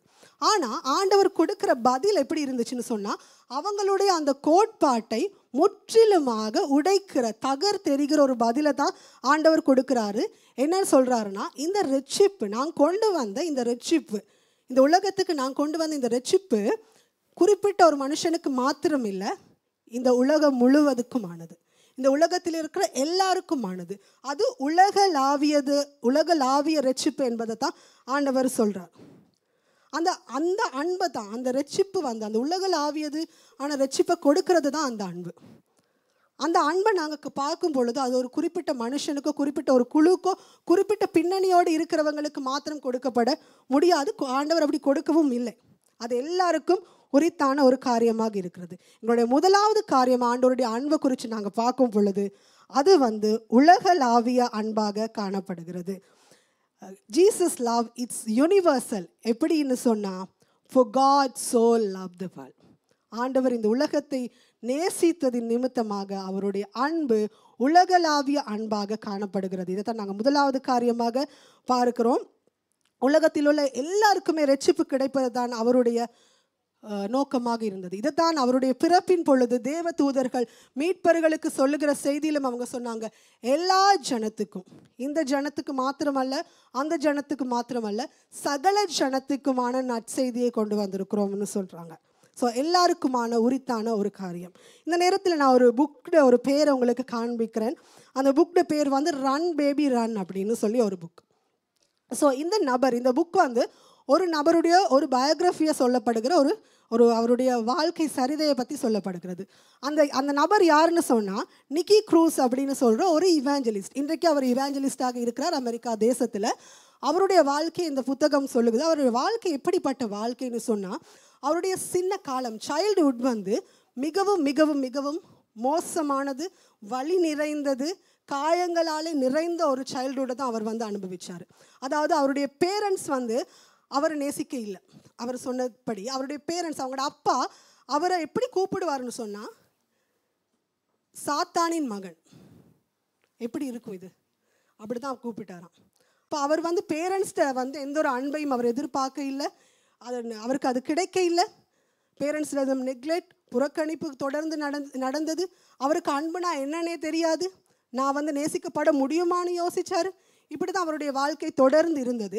அதுக்கு பிறகு அவர் அந்த காயங்கள் நிமித்தமாக அவர் ஒரு கொடூரமான ஒரு நபராக மாறினார். அவர் ஒரு ஹார்ட் கேரக்டராக மாறினார். அவர் யாருக்குமே அன்பு செலுத்த முடியாத ஒரு நபராக மாறி அவர் வீட்டை விட்டு ஓடி போனார். போய் ஒரு கேங்கில் அவர் சேர்ந்தார். அந்த நாட்டில் இருக்கிற ஒரு மோசமான ஒரு கேங்கில் சேர்ந்து சீக்கிரமாக அந்த கேங்கில் லீடரும் ஆனார். அதுக்கு பிறகு அவருடைய வாழ்க்கை மிகவும் மோசமானதாக, கொடூரமானதாக, ட்ரக் அடிக்டாக, அதே மாதிரி கொள்ளை அப்படின்னு சொல்கிற நிறைய காரியங்கள் அவர் செய்து கொண்டு வந்தார். ஒரு கட்டத்தில் அவரை டேவிட் என்கிற ஒரு பாஸ்டர் சந்திக்கிறார். அவர் அந்த கேங்கை சந்தித்து சொல்கிறாரு, ஜீசஸ் லவ்ஸ் யூ அப்படின்னு. அப்போ அந்த செய்தியை அவங்க ரிஜெக்ட் பண்ணுறாங்க. அவங்களுக்கு அந்த செய்தி பிடிக்கலை. ஏன்னா அப்படி செய்ய முடியாதுன்னு, யாரும் அவங்கள நேசிக்க முடியாதுன்னு அவங்களுக்கு தெரியும். ஸோ அவர் ரிஜெக்ட் பண்ணுறாரு. அவர் மெயினாக அந்த பாஸ்டரை கொலை செய்கிற அளவுக்கு கூட ரிஜெக்ட் பண்ணுறாரு. ஆனால் அந்த பாஸ்டர் சொல்கிறாரு, நீங்கள் என்ன கொலை செய்யலாம், உங்களால் என்னுடைய உயிருக்கு அச்சுறுத்தல் வரலாம், but still Jesus loves you. இந்த வார்த்தை அவரை மாற்றினது. ஸ்டில் ஜீசஸ் லவ்ஸ் யூங்கிற அந்த வார்த்தை அவரை மாற்றினது. அதுக்கு பிறகு ஆண்டவருடைய அன்பை அவர் அனுபவித்து இன்றைக்கு ஆண்டவருடைய அன்பை உலகம் முழுவதுமாக சொல்லி கொண்டு வர்றாரு. அநேக டீனேஜர்ஸுக்கு, வாலிப பருவத்தில் இருக்கிற அநேகருக்கு அது ஒரு சாட்சியாகவும் அவருடைய வாழ்க்கையை மாற்றுகிறதாகவும் இருக்கிறது எங்களால் காணக்கூடியதாக இருக்குது. ஸோ இன்றைக்கும் எங்களுடைய வாழ்க்கையில் நாங்கள் சரீர குறைபாடுகளோடு, சரீர ரீதியாக போராட்டங்களோடு இருக்கிறவர்களாக கூட இருக்கலாம். ஏன்னா ஆண்டவருடைய அன்பு எல்லாருக்குமே பொதுவானது. எப்படிப்பட்ட சூழ்நிலையில் இருந்தாலும், நாங்கள் சரீர ரீதியாக குறைபாடு உள்ளவர்களாக இருந்தாலும், அதே போல் சரீர ரீதியாக தாக்கப்பட்டு கொண்டிருக்கிற, அடிக்கடி நாங்கள் தாக்கப்பட்டு கொண்டிருக்கிற ஒரு நபர்களாக இருந்தாலும், துஷ்பிரயோகங்களுக்குள்ளே உட்பட்ட நபர், தங்களுடைய வாழ்க்கையிலே வலிகளோடு நிறைந்த ஒரு நபராக நாங்கள் இருந்தால் கூட, கடந்த கால அநேக காயங்களினாலே அந்த காயங்களை மறக்க முடியாமல், அந்த காயங்களால் மன்னிக்க முடியாமல் இருக்கிற ஒரு நபராக இருந்தாலும் கூட, வெளியிலே சிரித்து கொண்டு, அதிகமாக வெளியிலே சிரித்து எல்லாருக்குமாக ஸ்மைலிங் ஃபேஸை காட்டிட்டு உள்ளாலே அழுது கொண்டிருக்கிற ஒரு நபராக கூட நாங்கள் இருக்கலாம். யாரிடத்துல என்னுடைய வேதனையை நான் சொல்ல முடியும், யாரிடத்திலே நான் அன்பை எதிர்பார்க்க முடியும் அப்படின்னு நினைக்கிற ஒரு நபராக இருக்கலாம். அப்படிப்பட்ட நபர்களை பார்த்து ஆண்டவர் சொல்கிறார், மகனே மகளே, என்னால் நீ மறக்கப்படுவதில்லை. எஸ், ஆண்டவரால் நாங்கள் ஒரு நாளும் மறக்கப்பட மாட்டோம். ஆண்டவர் எங்களை ஆண்டவருடைய வாக்கு தத்தம் அவர் கொடுத்துருக்கிறாரு, நான் ஒரு நாள் உங்களை மறக்க மாட்டேன். இன்றைக்கு யாராவது நாங்கள் நினைப்போமா இருந்தால் என்னை மறந்துட்டாங்க, என்னுடைய பெற்றோர் என்னை மறந்துட்டாங்க, என்னுடைய நண்பர் என்னை மறந்துட்டாங்க, என்னோடு இருந்தவங்க என்னை மறந்துட்டாங்க அப்படின்னு நினைக்கிறீங்களா? ஆண்டவர் சொல்கிறாரு, ஆன்லைனில் இணைந்து கொண்டிருக்கிற உங்களுக்கும் ஆண்டவர் சொல்கிறாரு, ஒரு நாளும் நீங்கள் ஆண்டவரால் மறக்கப்படுவதில்லை. ஸோ ஆண்டவருடைய அன்பு அப்படிப்பட்ட ஒரு அன்பை தான் நாங்கள் பார்க்குறோம். ஆண்டவருடைய அன்புக்கு எங்களுடைய பின்புலங்கள் ஒரு பொருட்டல்ல, எங்களுடைய குறைபாடுகள் ஒரு பொருட்டல்ல, எங்களுடைய பலவீனங்கள் ஒரு பொருட்டல்ல. நாங்கள் எவ்வளவு தனியாக அழுதாலுமே அந்த அழுகையை யாருக்கும் தெரியாமல் அழுதா கூட, சிலர் வாஷ்ரூமில் அழுதவர்களுடைய கதைகளை கூட நாங்கள் கேட்டிருக்கிறோம். அப்படி அழுதா கூட எங்களுடைய அழுகையை ஆண்டவர் பார்க்குறார், கேட்குறார். எங்களையும் ஆண்டவர் நேசிக்கிறார். தோல்விகளோடு ஏமாற்றங்களோடு அன்பின் நிமித்தமாக தோல்வியாக ஏமாற்றமாக இருந்தால் கூட ஆண்டவர் எங்களை நேசிக்கிறார். நம்பிய உறவுகள் எல்லாம் எங்களை ஏமாற்றி போனால் கூட ஆண்டவர் எங்களை நேசிக்கிறார். ஆண்டவர் ஒருபோதும் எங்களை கைவிடுவதில்லை. நாங்கள் அன்பை எதிர்பார்த்து தோற்று போயிருக்கலாம், எதிர்பார்த்து ஏமாற்றப்பட்டு போயிருக்கலாம். ஆனால் ஆண்டவருடைய அன்பு எங்களை ஏமாற்றாது, எங்களை ஒரு நாளும் அது தோற்கடிக்காது. யார் எங்களை இந்த உலகத்தில் நேசிக்காவிட்டாலும், யார் வேணாலும் நேசிக்காமல் விடலாம். சொந்த பெற்றோர் நேசிக்காமல் விடலாம், சொந்த சகோதரர்கள் நேசிக்காமல் விடலாம், சொந்தமாக இருக்கிறவர்கள் கூட நேசிக்காமல் விடலாம். ஆனால் ஆண்டவர் எங்களை நேசிக்கிறார். நிச்சயமாக ஆண்டவர் எங்களை நேசிக்கிறார். சில நேரத்தில் நாங்கள் நினைக்கலாம், அந்த அன்பை பெற்றுக்கொள்றதுக்கு எனக்கு எந்த விதமான தகுதியுமே இல்லை, நான் ரொம்ப அழுக்கான ஒரு நபர், என்னுடைய கரங்கள் என்னுடைய சிந்தனை எல்லாம் பாவம் நிறைந்த ஒரு காரியமாக இருக்குது, பாவம் படிஞ்சிருக்குது. ஸோ என்னை அன்பு செய்கிறதுக்கு நான் அன்பு செய்யப்பட தகுதி இல்லாத ஒரு நபர்னு கூட நாங்கள் நினைக்கலாம். ஆனால் ஆண்டவர் தகுதியை பார்த்து அன்பு செய்கிற ஒரு நபர் அல்ல. ஆண்டவர் தகுதியை பார்த்து எங்களை அன்பு செய்கிற ஒரு ஆண்டவர் அல்ல. எங்களுடைய எல்லாவற்றையும் முற்றிலும் அறிந்த ஆண்டவர். அந்த அன்பை இந்த உலகத்தில் இருக்கிற எப்படிப்பட்ட நபருக்கும், எப்படிப்பட்ட பாவமாயிருந்தாலும், எப்படிப்பட்ட சூழ்நிலையில் இருக்கிற ஒரு நபராக இருந்தாலும் கூட ஆண்டவர் அவருடைய அன்பை காண்பிக்கிறார். அது தான் சொல்லப்படுகிறது, ஆண்டவருடைய அன்பு உலகளாவிய ரீதியில் காணப்படுகிற அன்பு. ஸோ இவ்வளவாக ஆண்டவர் இந்த உலகத்தில் அன்பு கூர்ந்தார் என்று சொல்லப்படுகிறது. ஸோ தொடர்ந்துமாய் நாங்கள் ஆராய போகிற ஒரு காரியம், தியானிக்க போகிற ஒரு காரியம் தான் அந்த அன்பு எப்படிப்பட்ட ஒரு தன்மையுடைய அந்த அன்பாக இருக்கிறது. சேம் அமெரிக்கா தேசத்தில் ஒரு அப்பாவும் மகனும் இருந்தாங்க. அவங்க அந்த ஸ்டோரியும் எங்களுக்கு சில நேரங்களில் தெரிஞ்சிருக்கும். அப்பாவோட பேர் ரிக் அண்ட் மகன் பேர் டிக். அதுக்கு பின்னாடி ஒரு சின்ன இது வரும். அப்போ இந்த மகன் செரிபல் பால்சி என்று சொல்லப்படுகிற ஒரு நோயினால் தாக்கப்பட்டிருக்கிறார். இந்த நோய் சிலருக்கு தெரியும். இந்த நோயினால் சில நேரம் பேச முடியாது, உடம்புல இருக்கிற ஆர்கன்ஸ் சரியாக இயங்காது, அவரால் எதுவுமே செய்ய முடியாது. அவருக்கு பேச முடியாட்டியும் அவருடைய சைகையினால் அவருக்கு இருந்த ஒரு ஆசையை தன்னுடைய அப்பாவுக்கு அவர் வெளிப்படுத்தினார். அதுதான் அவருக்கு ஆசையாக இருந்தது, ஒரு ரேஸில் பார்ட்டிசிபேட் பண்ணணுங்கிற ஒரு ஆசை இருந்தது அவருக்கு. அப்போ அந்த ஆசையை அவருக்கு அப்பாவுக்கு தெரிவுபடுத்தோன்னா அப்பா என்ன பண்ணார், மகனுடைய ட்ரீமை ஃபுல்ஃபில் பண்ண வரைக்கும் அப்பா ஓயவே இல்லை.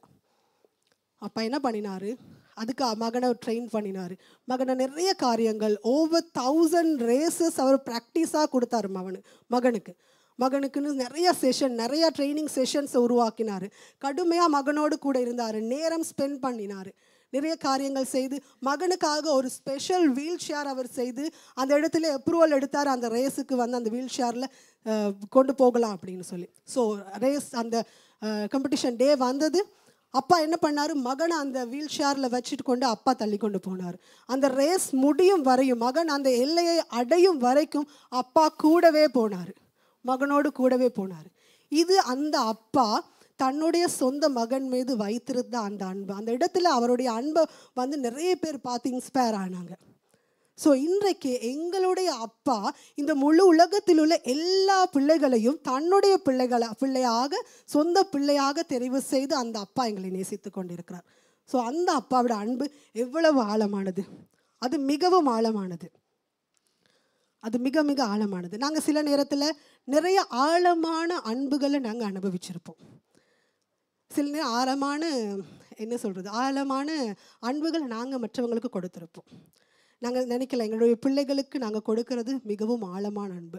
என்னை விட என்னுடைய பிள்ளையை யாருமே நேசிக்க முடியாது, நான் கொடுக்குற அன்பு தான் பெஸ்ட்டான அன்பு அப்படின்னு நாங்கள் நினைக்கலாம். சில நேரம் நண்பர்களாக இருக்கிற நேரத்தில் கூட நான் நினைக்கலாம். நான் ஒரு காரியத்தை ஒரு ஜோக்காகவே சொல்கிறேன். நான் சின்ன காலத்திலேருந்து இந்த கார்லிக் வந்து சாப்பிடவே மாட்டேன். எனக்கு அது பிடிக்காது. இந்த கறியில் போட்டால் கூட டேஸ்ட் அந்த ஸ்மெல் வந்தாலும் நான் சாப்பிட மாட்டேன். ஆனால் என்னுடைய ப்ரெக்னென்சி டெலிவரி எல்லாம் முடிஞ்சதுக்கு பிறகு சொல்லுவாங்க, இந்த கார்லிக் வெள்ளை பூடு நல்லா சுட்டு சுட்டு சாப்பிடணும் அப்படின்னு சொல்லுவாங்க. அப்போ நான் அதை நிறைய சுட்டு சாப்பிட்டுட்டு எனக்குள்ள ஒரு பெரிய பெருமை.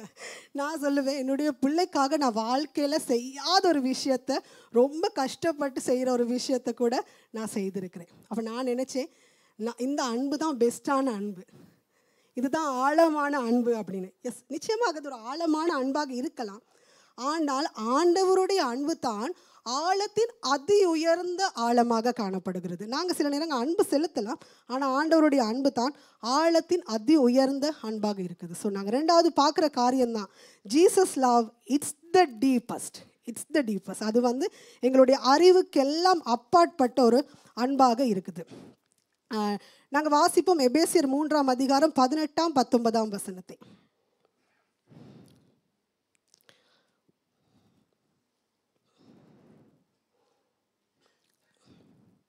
நேரத்தின் நிமித்தமாக நான் வாசிக்கிறேன்.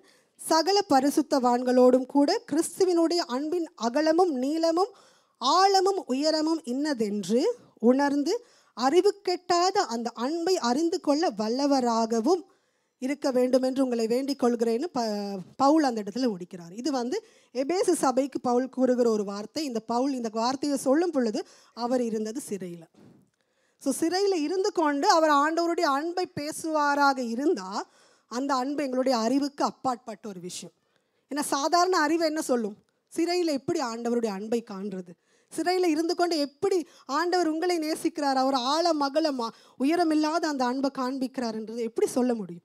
ஆனால் அதில் இருந்து எங்களுக்கு விளங்குகிற ஒரு காரியம்தான், ஆண்டவருடைய அன்பு வந்து மிகவும் மிகவும் ஆழமானது.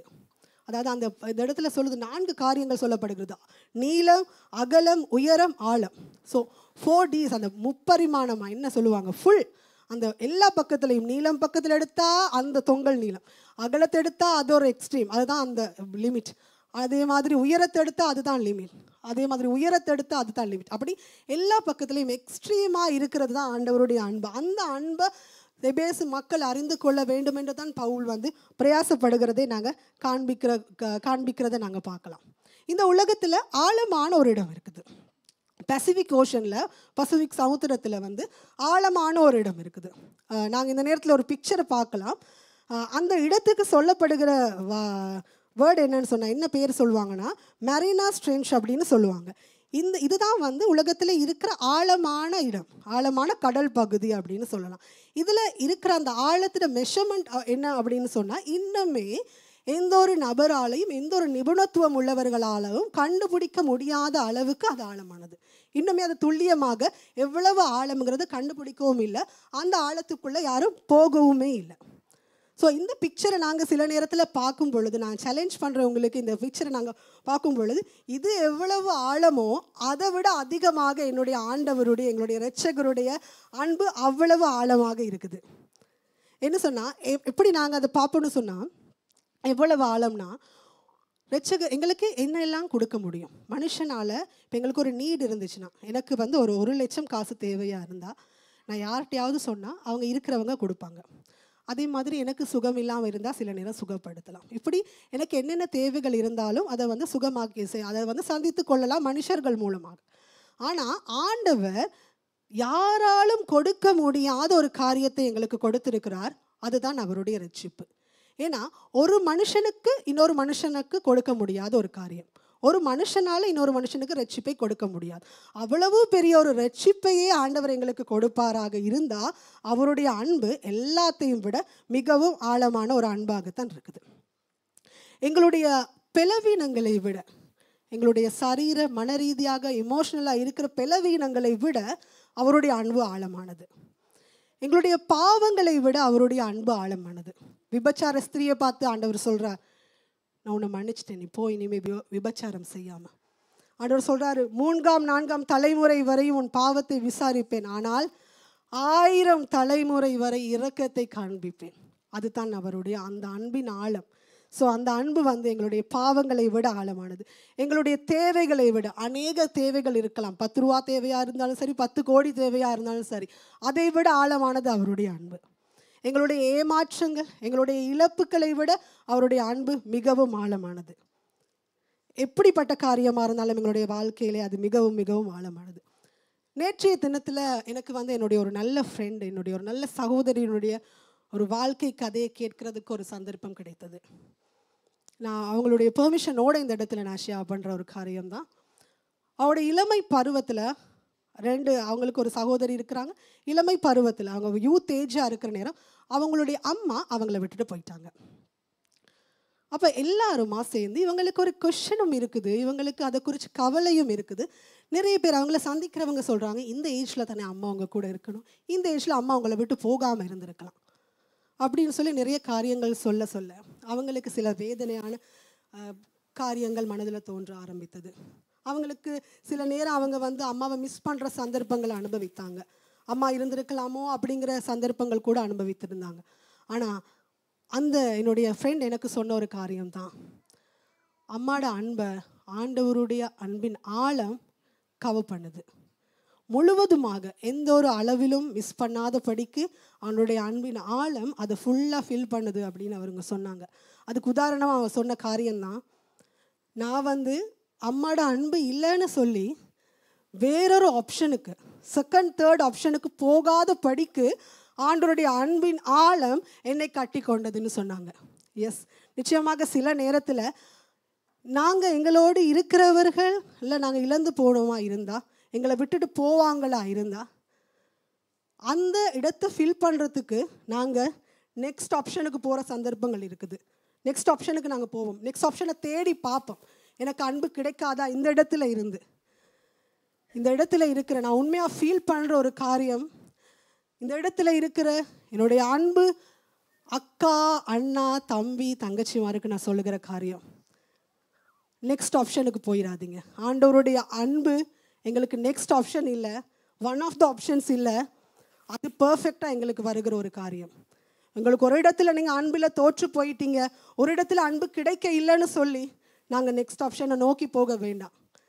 நாங்கள் தொடர்ந்து ஆண்டவருடைய அன்பின் ஆழத்தில் இருப்போம். ஏன்னு சொன்னால் ஆண்டவருடைய அன்பின் ஆழம் எங்களுடைய வாழ்க்கையிலே மாற்றத்தை கொண்டு வருகிறதாக இருக்கிறது. அது எங்களுடைய வாழ்க்கையை முழுவதுமாக மாற்றுகிற ஒரு காரியமாக இருக்குது.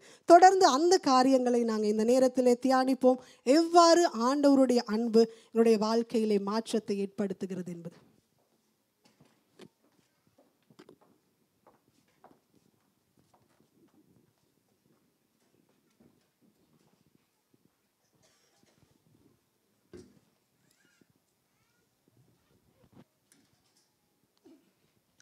උන්වහන්සේගේ ප්‍රේමය අපිව වෙනස් කරයි.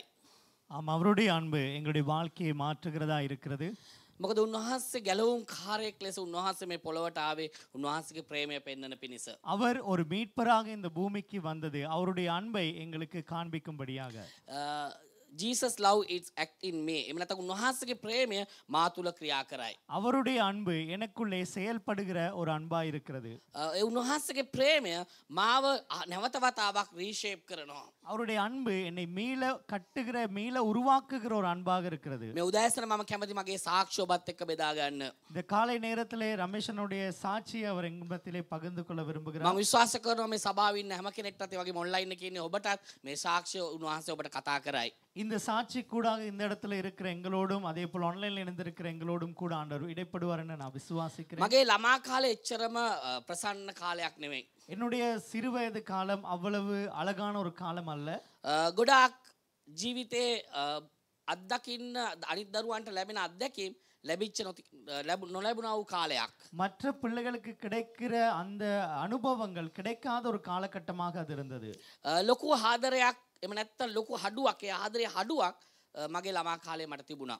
என்னுடைய சிறிய பிராயத்திலே அன்பிலே ஒரு குறைவு எனக்குள்ளே இருந்தது. මම ළමා කාලේ ඉන්නකොට මට මේක තේරුනේ නැහැ. சிறு வயதில் இருக்கும் பொழுது என்னால் அதை விளங்கிக் கொள்ள முடியவில்லை. නමුත් දැන් කල්පනා කරලා බලනකොට දැන් දේවල් ඉගෙන ගන්නකොට තේරෙනවා කොච්චර ලොකු ગેප් එකක් මගේ ලයිෆ් එකේ ඇති වෙලා තිබෙනවද இன்றைக்கு කියලා. சில காரியங்களை சிந்தித்து பார்க்கும் பொழுது இந்த வயதிலிருந்து யோசித்து பார்க்கும் பொழுது எந்த அளவு ஒரு இடைவெளி என்னுடைய அன்பிலே இருந்தது என்பதை நான் உணரக்கூடியதாக உள்ளது. ඒ ළමා කාලේ ඇති වෙච්ච ગેප් එක මගේ ජීවිතේ සමහර ස්ථානවල ලොකු ඩැමේජ් ඇති කරා. அந்த சிறிய வயதிலே உண்டான இடைவெளி என்னுடைய வாழ்க்கையிலே பல இடங்களிலே அது ஒரு தாக்கத்தை ஏற்படுத்தியது. ඒ ගැප් එක මං තේරුම් ගත්තේ නැහැ. නමුත් මම ඒක හොයන්න පටන් ගත්තා. அந்த இடைவெளியை நான் பெற்றுக்கொள்ளல, ஆனால் அதை நான் தேட ஆரம்பித்தேன்.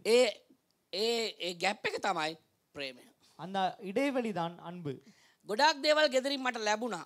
அநேக காரியங்கள் வீட்டிலே எனக்கு கிடைத்தது. නමුත් මම බලාපොරොත්තු වෙච්ච ප්‍රේමය මට ජීවිතේ මට ලැබුණේ නැහැ. ஆனாலும் நான் எதிர்பார்த்த அன்பு என்னுடைய வாழ்க்கையில் எனக்கு கிடைக்கவில்லை. මගේ තාත්තා ටිකක් බොන කෙනෙක්. என்னுடைய தகப்பனார் குடிப்பழக்கத்துக்கு சிறிது பழக்கப்பட்டிருந்தார்.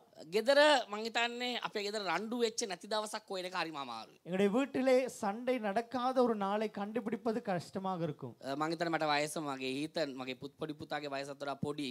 என்னுடைய சிறிய மகன் ஈத்தனை விட சிறிய ஒரு வயது அது. හරි අමාරු ඒක.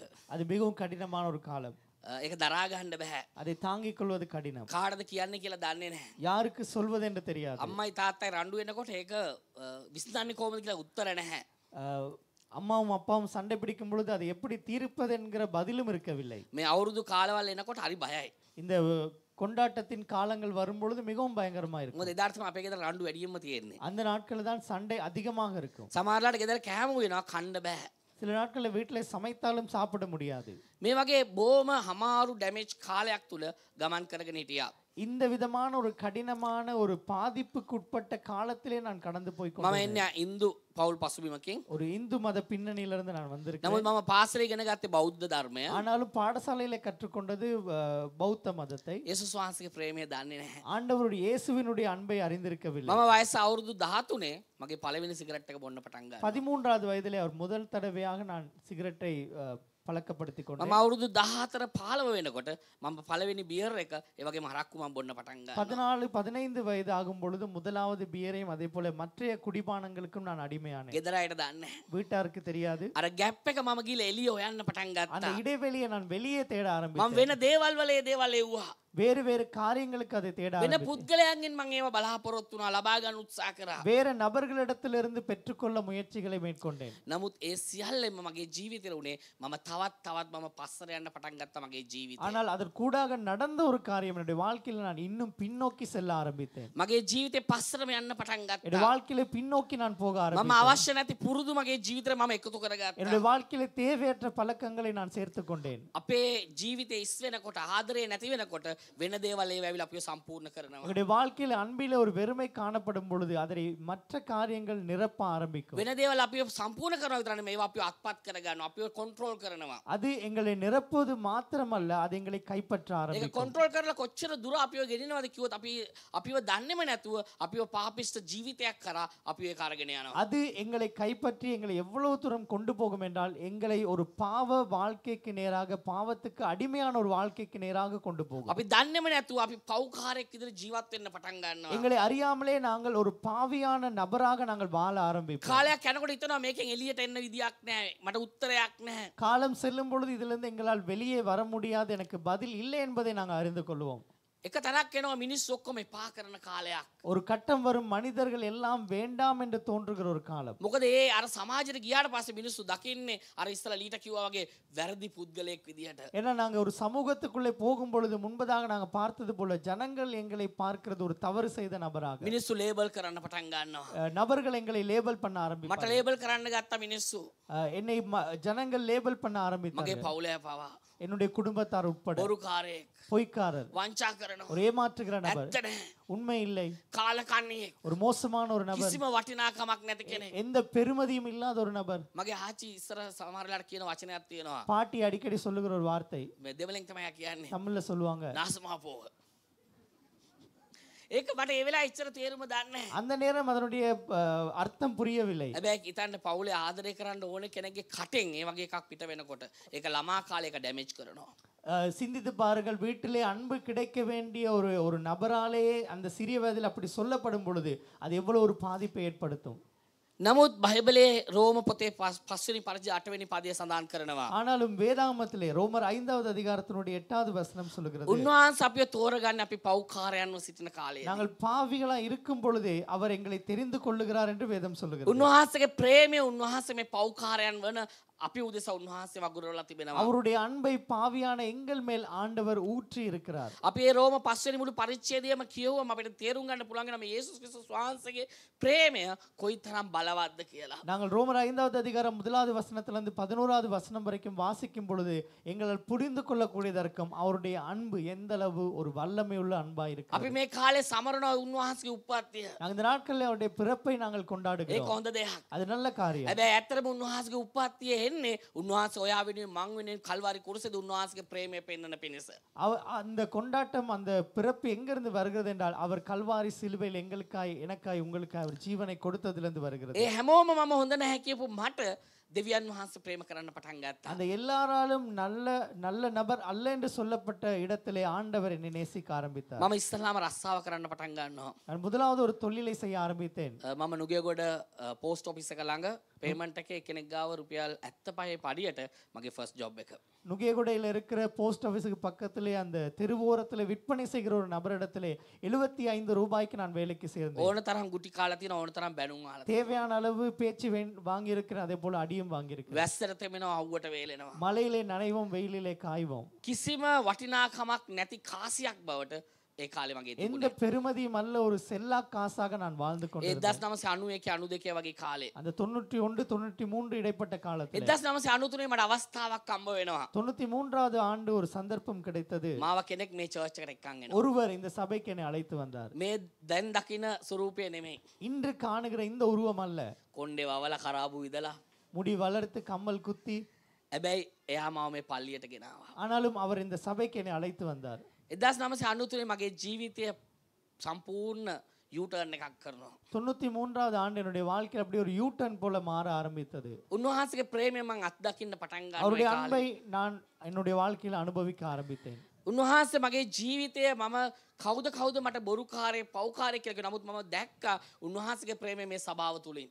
என்னை ஜனங்கள் பொய்க்காரர் ஏமாற்றுக்காரர் என்று சொன்னாலும் இந்த சபையிலே கடவுளுடைய அன்பை நான் உணர ஆரம்பித்தேன். මිනිස්සු තුලින් මම ඒක දැක්කා. மனிதர்கள் மூலமாக நான் සභාවේ පාලකවරයා තුලින් නායකයන් තුලින් මම මේ ප්‍රේමය දකින්න சபை අත්දකින්න පටන් தலைவர்கள் ගත්තා. கூடாக சபையின் போதகர்களுக்கு கூடாக அந்த அன்பை நான் பெற்றுக்கொள்ள මම කල්පනා කළා මේ සෙනග මෙච්චර ආදරේ නම් ඒගොල්ලන් නමස්කාර කරන දෙවියන් වහන්සේගේ ආදරේ කොයි වගේ ඇද්ද? இவ்வளவா இந்த ஜனங்கள் என்னை நேசிப்பார்களா இருந்தால் இந்த ஜனங்கள் ஆராதிக்கிற ஆண்டவர் எவ்வளவு அன்பானவராய் මම இருந்திருப்பார். උන්වහන්සේ හොයන්න පටන් ගත්තා நான் அவரை ප්‍රේමාන්තේනේ.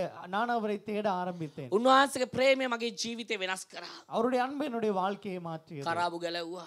கம்மலை கலற்றார், සිගරට් බොන එක නැවතුවා. சிகரெட் குடிப்பதை අරක්කු நிறுத்தினேன், බොන එක නැවතුවා. மதுபானத்தை මගේ நிறுத்தினேன். නරක හාස්ටේටපු යාළුවන්ව මන් ටිකින් ටික අහිං කරා. என்னுடைய பாவ பழக்கத்துக்கு ஏதுவான நண்பர்களை நான் கொஞ்சம் கொஞ்சமாக விட ஆரம்பித்தேன். ඒසුස් වහන්සේ මගේ ජීවිතේ උන්වහන්සේ ගැලවීමේ ප්‍රේමයේ දිව්‍යන් වහන්සේ ලෙස උන්වහන්සේ මාව පරිවර්තනය කරන්න පටන් ගත්තා. அவர் என்னுடைய வாழ்க்கையில என்னுடைய ரட்சிப்பின் ஆண்டவராக என்னுடைய வாழ்க்கையை தன்னுடைய அன்பினாலே அவர் மாற்றினார். පියවරෙන් පියවර උන්වහන්සේ මගේ ජීවිතේ ගොඩනගන්න පටන් ගත්තා. கட்டம் கட்டமாக ஆண்டவருடைய வாழ்க்கையை கட்ட ஆரம்பித்தார். මට නැහැ කියපු දේවල් උන්වහන්සේ මගේ ජීවිතේට එකතු කරන්න පටන් ගත්තා. என்னிடத்துல இல்லை என்று சொன்ன காரியங்களை ஆண்டவர் என்னிடத்துல சேர்க்க ஆரம்பித்தார். ඒ මොකොත් ඉඳන් මේ ස්වාමීන් වහන්සේගේ ප්‍රේමය அது නිසා.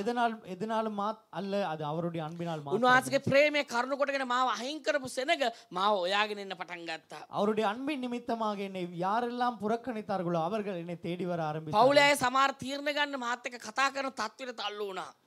வீட்டிலே சில தீர்மானங்கள் எடுக்கும் பொழுது என்னோடு கதைக்கிற நிலைக்கு ஆண்டவர் ஏற்படுத்தினார். දෙවියන් වහන්සේ සම්පූර්ණම කන පිට පෙරළුවා ප්‍රේමවන්තයෙනි. ஆண்டவர் தலைகீழாய் சூழ்நிலைகளை மாற்றினார். මම හැමතිස්සෙම මේ බයිබලයේ කතාවක් මේකත් එක්ක මම හැමතිස්සෙම සම්බන්ධ කරලා බලන්න எப்பொழுதும் කැමතියි. வேதாமத்தில் இருக்கிற ஒரு கதையோடு நான் இதை தொடர்பு படுத்த விரும்புகிறேன். ලූක් සුභාරංචියේ 19 වෙනි පරිච්ඡේදයේ லூக்கா சுவிசேஷம் 19வது අපි அதிகாரத்தில் හැමෝම දන්න කාරණාවක්. எங்களுக்கு தெரிந்த ஒரு சம்பவம் සකේයුස් ගැන. சகேயுவை මේ குறித்து. සකේයුස් සමාජ පිළිගත්තේ නැහැ. இந்த சகேவியை இந்த சமூகம் ஏற்றுக்கொள்ளவில்லை. සමාජය කිව්වේ සකේයුස්ට බොරුකාරයෙක් කියලා. சமூகம் சொன்னது அவர் ஒரு பொய்க்காரர், ඔව් සෙනග කිව්වා ඌට වංචාකාරයෙක් அவர் ஒரு කියලා. ஏமாற்றுக்காரர் என்று சொன்னார்கள். ඔව්ව මිනිස්සු පිළිකුල් කරා. ஜனங்கள் அவரை ஏற்றுக்கொள்ளவில்லை, පිළිගත්තේ නැහැ. அவரை ඔහුට ஏற்றுக்கொள்ளவில்லை, පිළිගැනීමක් නැහැ. அவரை ஜனங்கள் அங்கீகரிக்கவில்லை, ඔහුට අයිඩෙන්ටිටි එකක් නැහැ. அவருக்கான அங்கீகாரம் හොඳ இருக்கவில்லை, අයිඩෙන්ටිටි එකක් නැහැ. நல்ல ஒரு அங்கீகாரம் ඔහුට இல்லை. කිව්වේ ඔව් සුංගම් අය කරනවා. අපෙන් අයුතු ලෙස ඔව් අපේ දේවල් ගන්නවා. அவர் வரி வசூலிக்கிறவர், எங்களிடத்துல வீணாய் பணத்தை பெற்றுக்கொள்ளுகிற நபர்னு சொன்னாங்க. හරියට මගේ ජීවිතය වගේ. சரியாக என்னுடைய வாழ்க்கையை போல පිළිගැනීමක් නැහැ. ஏற்றுக்கொள்ளுதல் இல்லை. නමුත් ඔහුට ආරංචි වුණා මේ යේසුස් වහන්සේ ගැන. ஆனாலும் அவர் இந்த இயேசுவை குறித்து கேள்விப்படுகிறார். ඔව් කොටයි. அவர் மிகவும் ஒரு ஒரு குள்ளமான ஒரு நபர். හැබැයි මේ කොට සකයෝස් ගැන යේසුස් වහන්සේ දැනගෙන හිටියා. ஆனாலும் இந்த குள்ளமான சகேவை குறித்து இயேசு அறிந்திருந்தார். ඇත්තටම සකයෝස් යේසුස් වහන්සේව හෙව්වේ නැහැ.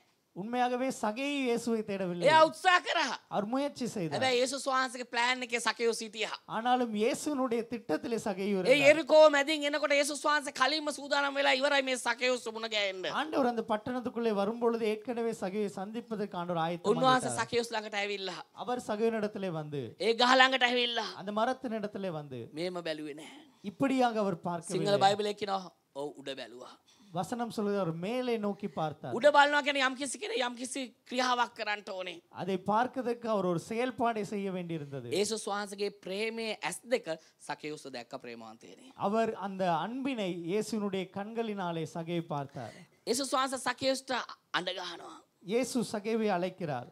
මොනවා කියලා දන ගැව්වේ? என்ன சொல்லி அழைக்கிறார்? ඒ පව්කාරයා, பாவியே, ඒ සුංගමයි කරන කෙනා, வரி வசூலிப்பவனே, මිනිස්සුන්ට වංචාව කරපු කෙනා, மக்களை ஏமாற்றினவனே, එහෙම කියලා අඬ ගැව්වේ නැහැ. அப்படி அவர் அழைக்கல. සකයෝස් சகேயுவே පල්ලයට එන්න. இறங்கி வா.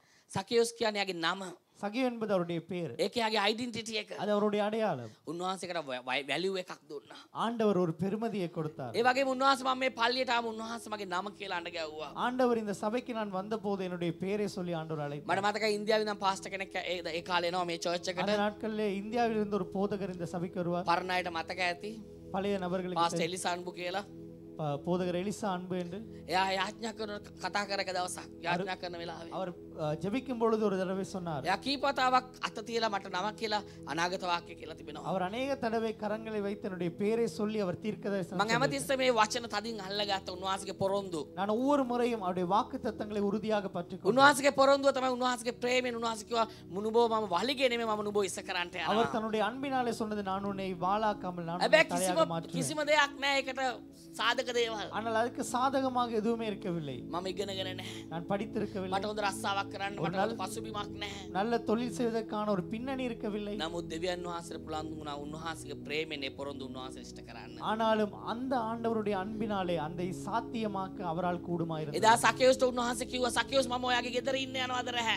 ஆண்டவர் சகேயை பார்த்து சொன்னார், சகேவே நான் உன்னுடைய வீட்டில் இன்னைக்கு தங்க போகிறேன். අපි සාමාන්‍යයෙන් යන්නේ කාගේ හොඳ කෙනෙක්ගේ ගෙදරට. நாங்க சாதாரணமாக யாருடைய வீடுகளுக்கு போவோம்? ஒரு நல்ல ஒரு நபருடைய வீட்டுக்கு போவோம். අපි නරක කෙනෙක්ගේ ගෙදරට කවදාවත් රෑ නවතින්න යන්නේ නැහැ. ஒரு தீமையான வாழ்க்கை வாழுகிற நபருடைய வீட்டில் நாங்க போய் தங்க மாட்டோம். මේකයි ප්‍රේමවන්තනි යේසුස් වහන්සේගේ ප්‍රේමයේ වෙනස. இதுதான் ஆண்டவருடைய அன்பினுடைய வித்தியாசம். උන්වහන්සේගේ ප්‍රේමයේ වෙනස උන්වහන්සේ පෞකාරයාව උන්වහන්සේ ප්‍රේම කරනවා. அவருடைய அன்பினுடைய வித்தியாசம் அவர் பாவிகளை நேசிக்கிறார். පාපේ උන්වහන්සේ ද්වේෂ කරනවා, එපා කරනවා. නමුත් ප්‍රේම කරනවා ඒ පෞකාරයාට. அவர் பாவத்தை வெறுக்கிறார், பாவியை நேசிக்கிறார். ඔව් සකයෝස්ගේ ගෙදරට ගිහිල්ලා ලොකු දේශනාවක් කරේ නැහැ. அவர் சகேயுடைய வீட்டுக்கு போய் ஒரு பெரிய பிரசங்கம் செய்யவில்லை. හැබැයි ඔව් කරපු ඒ ස්ටෙප් තුන තුලින් යේසුස් වහන්සේගේ ප්‍රේමය ඔව් අත්දකින්නවා. ஆனால் அவர் செய்த 3 கட்டங்களுக்கு கூடாக இயேசுவினுடைய அன்பை அவர் கண்டார். මම මේ චර්ච් එකට ආවට පස්සේ උන්වහන්සේ මගේ ජීවිතේ කරපු සමහර දේවල් තුලින් මම උන්වහන්සේගේ ප්‍රේමය දැක්කා. அவருடைய இந்த சபைக்கு வந்த நேரத்தில் அவருடைய வாழ்க்கையில செய்த காரியங்களுக்கு கூட அவருடைய அன்பை நான் கண்டுகொண்டேன். සකයෝස් ජීවිතේ වෙනස් කරා වගේ මගේ ජීවිතේ මම වෙනස් කරන්න පටන් ගත්තා. சகேயுடைய வாழ்க்கை மாறியது போல என்னுடைய வாழ்க்கையும் நான் மாற்ற දවසෙන් දවස පියවරෙන් පියවර උන්වහන්සේ නොයෙක්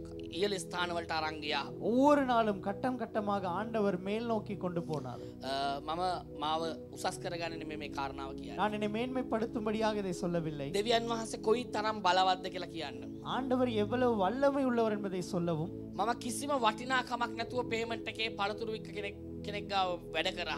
நான் எந்த ஒரு பெருமதியற்ற நபராக ஒரு தெருவோரத்திலே பழங்களை விற்கிற ஒரு நபரிடத்துல வேலை செய்தேன். 1991 අවුරුදු 30කට විතර කලින්. 1991 ஆண்டு 30 வருடங்களுக்கு முன்பதாக. හැබැයි හද இன்றைக்கு උන්වහන්සේ සම්පූර්ණ එක කන පිට පෙරලලා. ஆண்டவர் அதை தலைகீழாய் மாற்றி මගේ ළමා කාලේ හරිම වේදනාකාරී. என்னுடைய சிறு பிராயம் மிகவும் வேதனையான காலம். ගොඩාක් කඩුයි happy memories.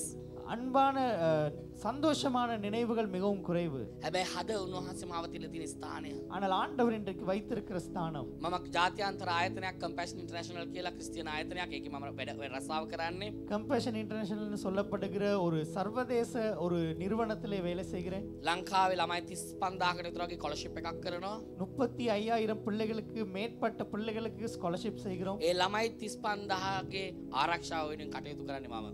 அந்த 35,000க்கு மேற்பட்ட பிள்ளைகளுடைய பாதுகாப்புக்கு நான் பொறுப்பான ஒரு நபராக இருக்கிறேன். මම විශ්වාස කරන එදා දෙවියන් වහන්සේ අධ්‍යක්ීම තුලින් මාව ගෙනාවේ අද මේ මේ කාරණාව ඉෂ්ට කරන පිණිස. அன்றைக்கு ஆண்டவர் இந்த அனுபவங்கள் கூட கொண்டு வந்தது இந்த காரியங்களை நிறைவேற்றுவதற்கு. මුළු ලංකාව පුරාම සභාවන් 180ක් එක්ක වැඩ කරනවා. நாடு முழுவதும் 180 சபைகளோடு நாங்கள் வேலை ඒ செய்கிறோம். සභාවල් වල ඉන්න ළමා සේවය කරන අයට උගන්වනවා. அந்த சபையிலே சிறுவர்களோடு பணி செய்வதற்கு நாங்கள் கற்றுக் கொடுக்கிறோம். කොහොමද මේවා වෙන්නේ? இது எப்படி நடக்கிறது? උන්වහන්සේගේ ප්‍රේමය නිසා. அவருடைய அன்பினால் ඒ மாத்திரம். නිසා උන්වහන්සේගේ ප්‍රේමයට ஆகவே அவருடைய அன்புக்கு අපේ බෑග්ග්‍රවුන්ඩ් එක වැදගත් නෑ எங்களுடைய ප්‍රේමාන්තේ. பின்னணிகள் பொருட்டு අපේ அல்ல. පසුබිම යට අදාළ වෙන්නේ නැහැ. எங்களுடைய பின்னணிகள் அவருக்கு ஒரு பிரயோஜனமும் இல்லை. උන්වහන්සේගේ ප්‍රේමයට පුළුවන් අපිව අනිත් පැත්තට පෙරලා. அவருடைய அன்பினால் முடியும் எங்களை தலைகீழ. පියවරෙන් පියවර උන්වහන්සේ ජීවිතේ වෙනස් කරා. கட்டம் கட்டமாக ஆண்டவர் வாழ்க்கையை හොඳ மாற்றினார். පවුලක් දුන්නා. நல்ல குடும்பத்தை හොඳ கொடுத்தார். ලස්සන දරුවෝ දෙන්නෙක් දුන්නා. நல்ல அழகான பிள்ளைகள் 2 பேரை கொடுத்திருக்கிறார். මට මතකයි මම අපි හිටපු ගෙදරක් ගල්වල පාරේ කිරුළපණ. கிருளப்பனையில இருக்கிற கல்வல பாறை எங்களுடைய வீட்டை நினைக்கும் பொழுது ඒ ගෙදර අදලා බාගෙට අපේ අම්මා රට ඉඳන් සල්ලි වල චුට්ටක් බාගෙට අදලා තිබුණා. அம்மா வெளிதேசத்திலிருந்து பணம் அனுப்பி பாதி அந்த வீடு முடிந்திருந்தது. දොරවල් නැහැ, ජනෙල් නැහැ. வீட்டிலே நிலை கதவு இல்லை, ஜன்னல் இல்லை. හරි අමාරු කාලයක්. மிகவும் கடினமான காலம். හැබැයි අද කාමර 4ක ගෙදරක දෙවනස් ඉන්න පුළුවන් කාර්කම දීලා තියෙනවා. ஆனால் இன்றைக்கு 4 அறைகளை கொண்ட ஒரு வீட்டிலே வாழ ஆண்டவர் கிருபை கொடுத்திருக்கிறார். දෙවියන් වහන්සේගේ ප්‍රේමය අපේ ජීවිත වෙනස් කරනවා විතරක් නෙවෙයි ප්‍රේමාන්තේනි. அவருடைய அன்பு எங்களுடைய வாழ்க்கையை மாற்றுவது மாத்திரமல்ல අපි பிரியமானவர்களே. ඉන්න තත්ත්වය වෙනස් කරනවා. எங்களுடைய நிலையை அவரால் අපි එක மாற்ற දෙයයි කරන්න තියෙන්නේ. நாங்கள் செய்ய வேண்டியது ஒன்று. අපි උන්වහන්සේව තදින් අල්ල ගන්න ඕනේ. நாங்கள் அவரை உறுதியாக பற்றி උන්වහන්සේගේ ප්‍රේමය තදින් අල්ල ගන්න அவருடைய ඕනේ. அன்பை உறுதியாக பற்றி උන්වහන්සේගේ ප්‍රේමයට කරන්න බැරි දෙයක් නැහැ. அவருடைய அன்பினாலே செய்யக்கூடாத අද එපා කියපු අය අයින් කරපු අය හොයාගෙන යන කාලයක් දෙවියන් වහන්සේ ඇති කරලා இன்றைக்கு තියෙනවා. ஒதுக்கின நபர்கள் தேடி வருகிற ஒரு காலத்தை ஆண்டவர் ஏற்படுத்தி. ඒ රමේෂ් කියන පුද්ගලයා නිසා නෙමෙයි. அது ரமேஷ் என்கிற ஒரு நபரை குறித்து அல்ல, යේසුස් වහන්සේගේ ප්‍රේමය නිසා. இயேசுவினுடைய அன்பினாலே. මේ උදෑසනත් ඔබ කවුරු හරි කෙනෙක් මේ ස්ථානේ වාඩි වෙලා ඉන්නවා වෙන්න පුළුවන්. இந்த காலை நேரத்திலும் நீங்க யாராவது இந்த இடத்துல அமர்ந்திருக்கலாம். ඔබ උදෑසන ගෙදරින් එනකොට බලාපොරොත්තුවක් නැතුව ඇවිල්ලා ඇති. நீங்க இந்த காலையில வரும்பொழுது எதிர்பார்ப்பு இல்லாமல் ඔබ வந்திருக்கலாம். උදෑසන නැගිටිනකොට මම මොනවද කරන්න කියලා දන්නේ නැහැ කියලා ඔබ එන්නේ නැති. நீங்க காலையில எழுந்திருக்கும் பொழுது என்ன செய்ய போகிறேன் என்று தெரியாமல் நீங்க මගේ நினைத்து අනාගතේ මොකද්ද වෙන්නේ කියලා දන්නේ නැතුව ඉන්නවා වෙන්න පුළුවන්. எங்களுடைய எதிர்காலத்துக்கு என்ன நடக்கும் என்பதை அறியாமல் நாங்க එත இருக்கோம். මගේ උත්තරේ මොකද්ද කියලා දන්නේ නැතුව ඔබ ඉන්නවා වෙන්න පුළුවන්. நாளைக்கு என்னுடைய பதில் என்ன என்பதை நாங்க அறியாமல் මේ இருக்கோம். වෙලාවේ මම ඔබට අභියෝග කරන්න කැමතියි நான் ප්‍රේමාන්තේ. உங்களை சவால் படுத்த ඒ விரும்புகிறேன். යේසුස් වහන්සේට කරන්න බැරි දෙයක් නැහැ. அந்த இயேசுவினாலே செய்ய முடியாது. ඔබ යේසුස් වහන්සේට බාර කරන්නට நீங்க அந்த இயேசுவினிடத்தில் உங்களை ஒப்பு கொடுங்க. ඔබ උන්වහන්සේට බාර කරන කල நீங்க உங்களை அவருக்கு ஒப்பு கொடுக்கும் பொழுது උන්වහන්සේගේ ප්‍රේමය அவருடைய அன்பு ඔබ කන පිට පෙරලනවා. உங்கள் வாழ்க்கையை தலைகீழாய் යාපත් පැත්තට පෙරලනවා. நன்மையாய் உங்களை ඕ வாழ்க்கை අයගේ ජීවිත වෙනස් කරන්නට ඔබ උන්වහන්සේ අරන් පාවිච්චි அநேகருடைய කරනවා. வாழ்க்கையை மாற்ற உங்களை අපි அவர் எடுத்து අපි பயன்படுத்துவார். ආඥාවෙන් යුතුව நாங்கள் ஜெபத்தோடு கூட මේ වෙලාවේ නැගිටිමු. எழுந்திருப்போம். ඔබ කවුරු හරි ඒ වගේ තත්වයකින් ඇවිල්ලා ඉන්නවා නම් நீங்கள் அப்படியான ஒரு சூழ்நிலை வந்திருந்தால் අද දවස් අවස්ථාවක් කරගන්න. இந்த நாளில் ஒரு சந்தர்ப்பத்தை දෙවියන් ஏற்படுத்திக் වහන්සේ கொள்ளுங்கள். ඔබේ ජීවිතේ කන පිට පෙරලන දවස් අද වෙනවා. ஆண்டவர் உங்கள் வாழ்க்கையை தலைகீழாய் மாற்றுகிற நாள் இந்த நாளா இருக்கும். ඒ සකේස්ගේ ජීවිතේ මගේ ජීවිතේ වෙනස් කරා වගේ ඔබේ ජීවිතේ උන්වහන්සේ වෙනසක් ඇති කරන්නට அந்த යනවා. சகையனுடைய வாழ்க்கையும் என்னுடைய வாழ்க்கையை மாற்றியது போல உங்கள் ඒ வாழ்க்கையை යේසුස් වහන්සේව තදින් අල්ල ගන්න. அந்த இயேசுவை உறுதியாய் பற்றிக் கொள்ளுவோம். தொடர்ந்து ஆண்டோட சமூகத்தில் எங்களை நாங்கள் ஒப்புக் கொடுக்க போகிறோம். ஆண்டுடைய அன்பு அங்கே அது ஒரு நிலையான அன்பாய் மாத்திரமல்ல, எங்கள் ஒவ்வொருவர் மேலும் அது காண்பிக்கப்படுகிற ஒரு அன்பாக அங்கே இருக்கின்றது. அவர் ஒவ்வொரு தனிநபரையும் அவர் நேசிக்கின்றார், அவர் அன்பு கூறுகிறார் என்பதை இந்த காலை வேளையில் நாங்கள் உணரத்தக்கதாய் கர்த்தர் கிருபை செய்கிறவராய் இருக்கிறார். சூழ்நிலைகள் என்னவாயும் இருக்கலாம்.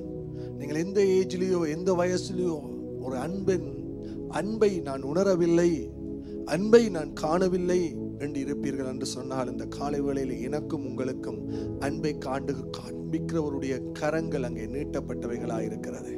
அவர் என்னையும் உங்களையும் தன் பக்கமாக இழுத்துக் கொள்ளுகிறவராக இருக்கிறார். இந்த காலை வேளையில் அந்த ஆண்டவரை நோக்கி நாங்கள் சொல்லுவோமா, என்னில் அன்பு கூர்ந்தீரே, என்னை அனைத்து மகந்தீரே ஆண்டவரே. ஆண்டவரே, எங்கள் ஒவ்வொரு மேலாயும் இந்த அன்பை அவர் வெளிப்படுத்துகிறவராக இருக்கிறார். அவருடைய அன்பு உலகளாவிய ரீதியில் அதன் அர்த்தம் எங்கள் ஒவ்வொருவரையும் இண்டிவிஜுவலாய் அவர் கவனிக்கிறவராக இருக்கிறார்.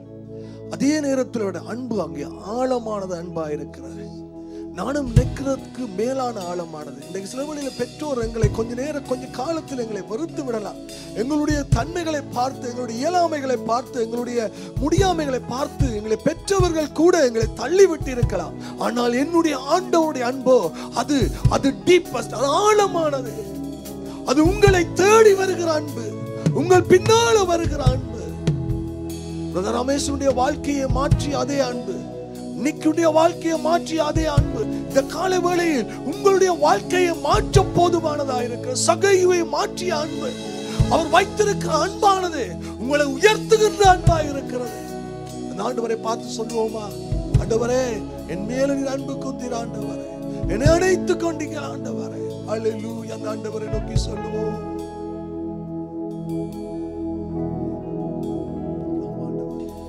எனின் அன்பு கூந்தீரே, என்னை அணைத்து மகிழ்ந்தீரே, என்னை தோளில் சுமந்தீரே, என்னை காத்து நடத்தினீரே. எனில் அன்பு கூந்தீரே, என்னை அரவணைத்தீரே, என்னை தோளில் சுமந்தீரே, என்னை காத்து நடத்தினீரே. நன்றி நன்றி என்று சொல்லுவேன். ஆண்டவரை நோக்கி சொல்லுவோம். நன்றி நன்றி என்று பாடுவேன். நன்றி என்று, நன்றி நன்றி என்று துதிப்பேன். நன்றி நன்றி என்று உயர்த்துவேன். குற்றம் ஆண்டவரே, என் குற்றம் எல்லாமே சிலுவையில் சுமந்தீரே, உமக்கான வெற்றியை எனக்கு தந்தீரே. என் குற்றம் எல்லாமே சிலுவையில் சுமந்தீரே, உமக்கான வெற்றியை எனக்கு தந்தீரே. என் பாவங்கள் அனைத்தையும் மன்னித்தீர், என் சாபங்கள் அனைத்தையும் முறித்தீர், எனக்காக யாவையும் செய்திட்டீர், அதிகாரம் யாவையும் கொடுத்தீர். நன்றி நன்றி என்று சொல்லுவேன். நன்றி நன்றி என்று பாடுவேன். ஆண்டவரை நோக்கி சொல்லுவோம். நன்றி நன்றி என்று துதிப்பேன். நன்றி நன்றி என்று உயர்த்துவேன். பலவீனம் எல்லாமே பலனாய் மாறியதே, குறைவுடன் இருந்ததெல்லாம் நிறைவாய் மாறியதே. பலவீனம் எல்லாமே பலனாய் மாறியதே, குறைவுடன் இருந்ததெல்லாம் நிறைவாய் மாறியதே. என்னை கரம் பிடித்து நடத்தினீர், என்னை தீங்குக்கெல்லாம் விலக்கினீர், என் கால்கள் இடராமல் காத்திட்டீர், என்னை உள்ளம் கையில் வரைந்திட்டீர். நன்றி நன்றி என்று சொல்லுவேன். நன்றி நன்றி என்று ஆண்டவரை சொல்லுவோம். நன்றி என்று சொல்லுவேனப்பா. நன்றி நன்றி என்று துதிப்பேன். நன்றி நன்றி என்று உயர்த்துவேன். இந்த காலை வேளையிலும் அந்த அன்பானது எங்கள் மேலே பொழிந்து கொண்டிருக்கிறது. மகனே மகளே, சூரியன் நல்லோர் மேலும் தீயோர் மேலும் உதிப்பது போல என்னுடைய ஆண்டவருடைய அன்பு எங்கள் மேலாக அது உதிக்கின்ற அன்பாக, எங்கள் மேல் பெய்கிற ஒரு மழையாக இந்த காலை வேளையிலும் அங்கே ஊற்றிக் கொண்டிருக்கிறது.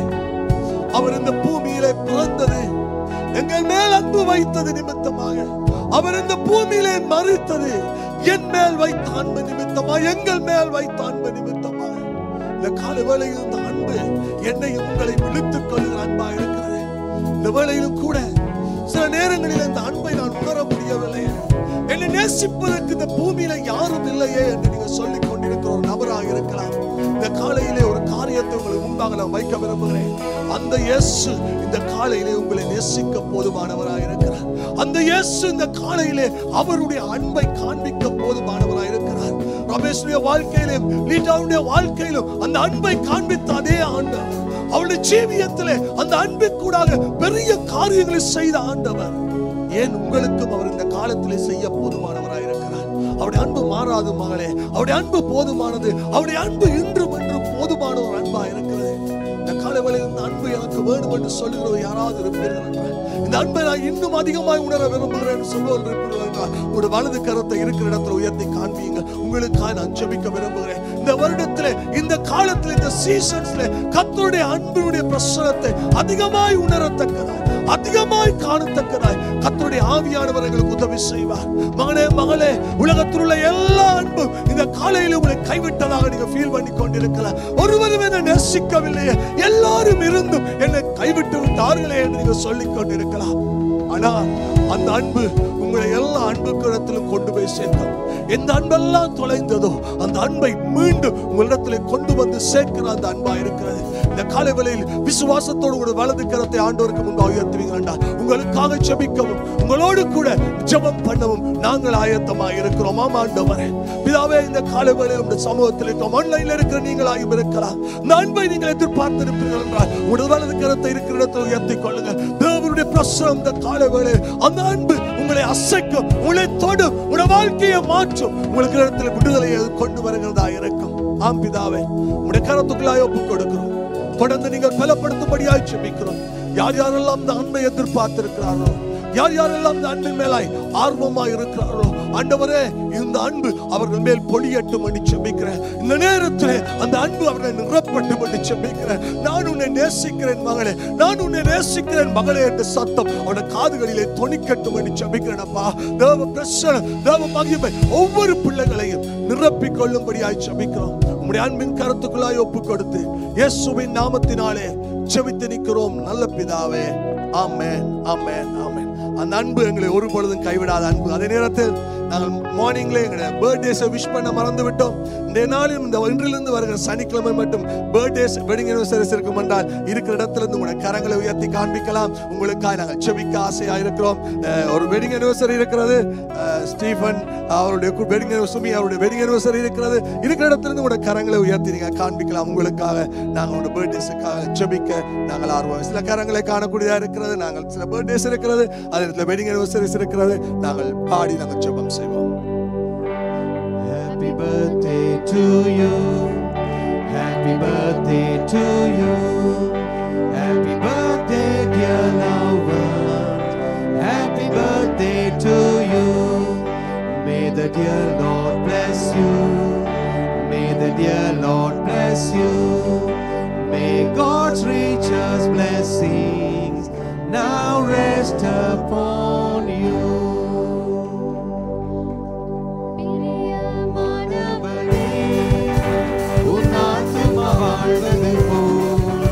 நீ எல்லாவற்றிலும் வாழ்ந்து சுகமாயிரு மகனே.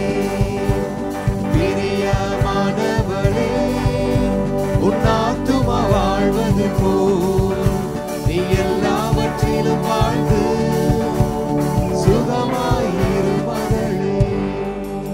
ஆண்டவரே, உங்களுடைய பிள்ளைகளுக்காக நாங்கள் ஜெபிக்கிறோம். இந்த வாரத்தில் நாங்கள் பெஸ்டான டேஸை செலிப்ரேட் பண்ணுகிற ஒவ்வொரு பிள்ளைகளுக்காக ஜெபிக்கிறோம். ஆண்டவரே, இந்த இடத்தில் தங்கள் கரங்களை உயர்த்துற ஒவ்வொரு பிள்ளைகளுக்காயும் எங்கள் ஆராதனை பங்கு கொள்கிற ஒவ்வொருவருக்காய் நாங்கள் ஜெபித்து நிற்கிறோம். உங்களுடைய ஆசீர்வாதம் அவர் மத்தியில் இருக்கட்டும், உங்களுடைய பிரசன்னம் கூட இருக்கட்டும். ஆண்டவரே, ஆண்டவரே, இந்த வாரங்களில் அதிகமாய் உங்களுடைய அன்பை இந்த வருடத்தில் அவர்கள் காணத்தக்கதாய் நீங்கள் கிருபை செய்யும்படியாய் நாங்கள் ஜெபிக்கிறோம். ஆண்டவரே, சபையில் இருக்கிற ஒவ்வொரு மக்களுக்காக ஜெபிக்கிறோம். உங்களுடைய பிரசன்னம் கூட இருக்கட்டும், உங்களுடைய வழிநடத்தல் கூட இருக்கட்டும். ஆண்டவரே, இந்த வாரத்தில் உம்முடைய அன்பின் பாசத்தை இன்னும் ஒரு விசை ஆழமாய் உணரத்தக்கதாய், அந்த நேசத்திலே அவர்கள் நனையத்தக்கதாய், அந்த பாசத்திலே அவர்கள் மூழ்கத்தக்கதாய் ஒவ்வொரு பிள்ளைகளை நீங்கள் பாதுகாத்துக் கொள்ளும்படியாய் ஜெபிக்கிறோம். நீர் கொடுத்த இந்த பெஸ்டான டேஸ்லே ஆண்டவரே, உம்முடைய மகிமை ஒவ்வொருவர் மத்தியிலும் காணப்படட்டும் என்று ஜெபிக்கிறோம். ஆண்டவரே, உம்முடைய பிறப்பை நாங்கள் கொண்டாடுகிற பொழுதும் அநேக புதியவர்கள், புதிய நபர்கள் அதன் பங்காளிகளாய் மாறத்தக்கதாக இந்த வாரத்தில் ஆண்டவரே அநேகரை நாங்கள் காணத்தக்கதாய் நீங்கள் கிருபை செய்யும்படியாய் ஜெபிக்கிறோம். உம்முடைய பிரசன்னத்தோடு உம்முடைய பிள்ளைகளை அனுப்புங்க. உம்முடைய ஆசீர்வாதத்தோடு அனுப்புங்க. உம்முடைய வழிநடத்தலோடு உம்முடைய பிள்ளைகளை நீங்கள் அனுப்பும்படியாக இயேசுவின் நாமத்தினாலே ஜெபித்து நிற்கிறோம் நல்ல பிதாவே. ஆமென், ஆமென், ஆமென். யாவருமாய் சேர்ந்து சொல்லுவோம். என் ஆத்துமாவே கர்த்தரை ஸ்தோத்திரி, என் முழு உள்ளமே பரிசுத்த நாமத்தை ஸ்தோத்திரி. என் ஆத்துமாவே கர்த்தரை ஸ்தோத்திரி, அவர் செய்த சகல உபகாரங்களையும் மறவாதே. ஆமென். நம்முடைய கர்த்தராகிய இயேசு கிறிஸ்துவின் கிருபையும் பிதாவானவருடைய அன்பும் பரிசுத்த ஆவியானவருடைய அந்யோன்யமும் நம் அனைவரோடும் இயேசு கிறிஸ்து மத்தியாயத்தில் வர மட்டுமாய் இன்றும் என்றும் சதா காலங்களிலும் கூட இருப்பதாக. God bless you. God bless you. தேவன் தாமே ஒவ்வொருவரையும் ஆசீர்வதிப்பாராக. தேவ சமாதானத்தோடும் அதே நேரத்தில் தேவனுடைய அன்பை அதிகமாய் காண்கிற ஒரு வாரமாய் தேவன் இந்த வாரத்தில் உங்களை ஆசீர்வதிப்பாராக. God bless you all. ஆன்லைனில் இருக்கிற உங்களுக்கும் எங்கள் வாழ்த்துக்களை தெரிவித்துக் கொள்கிறோம். God bless you.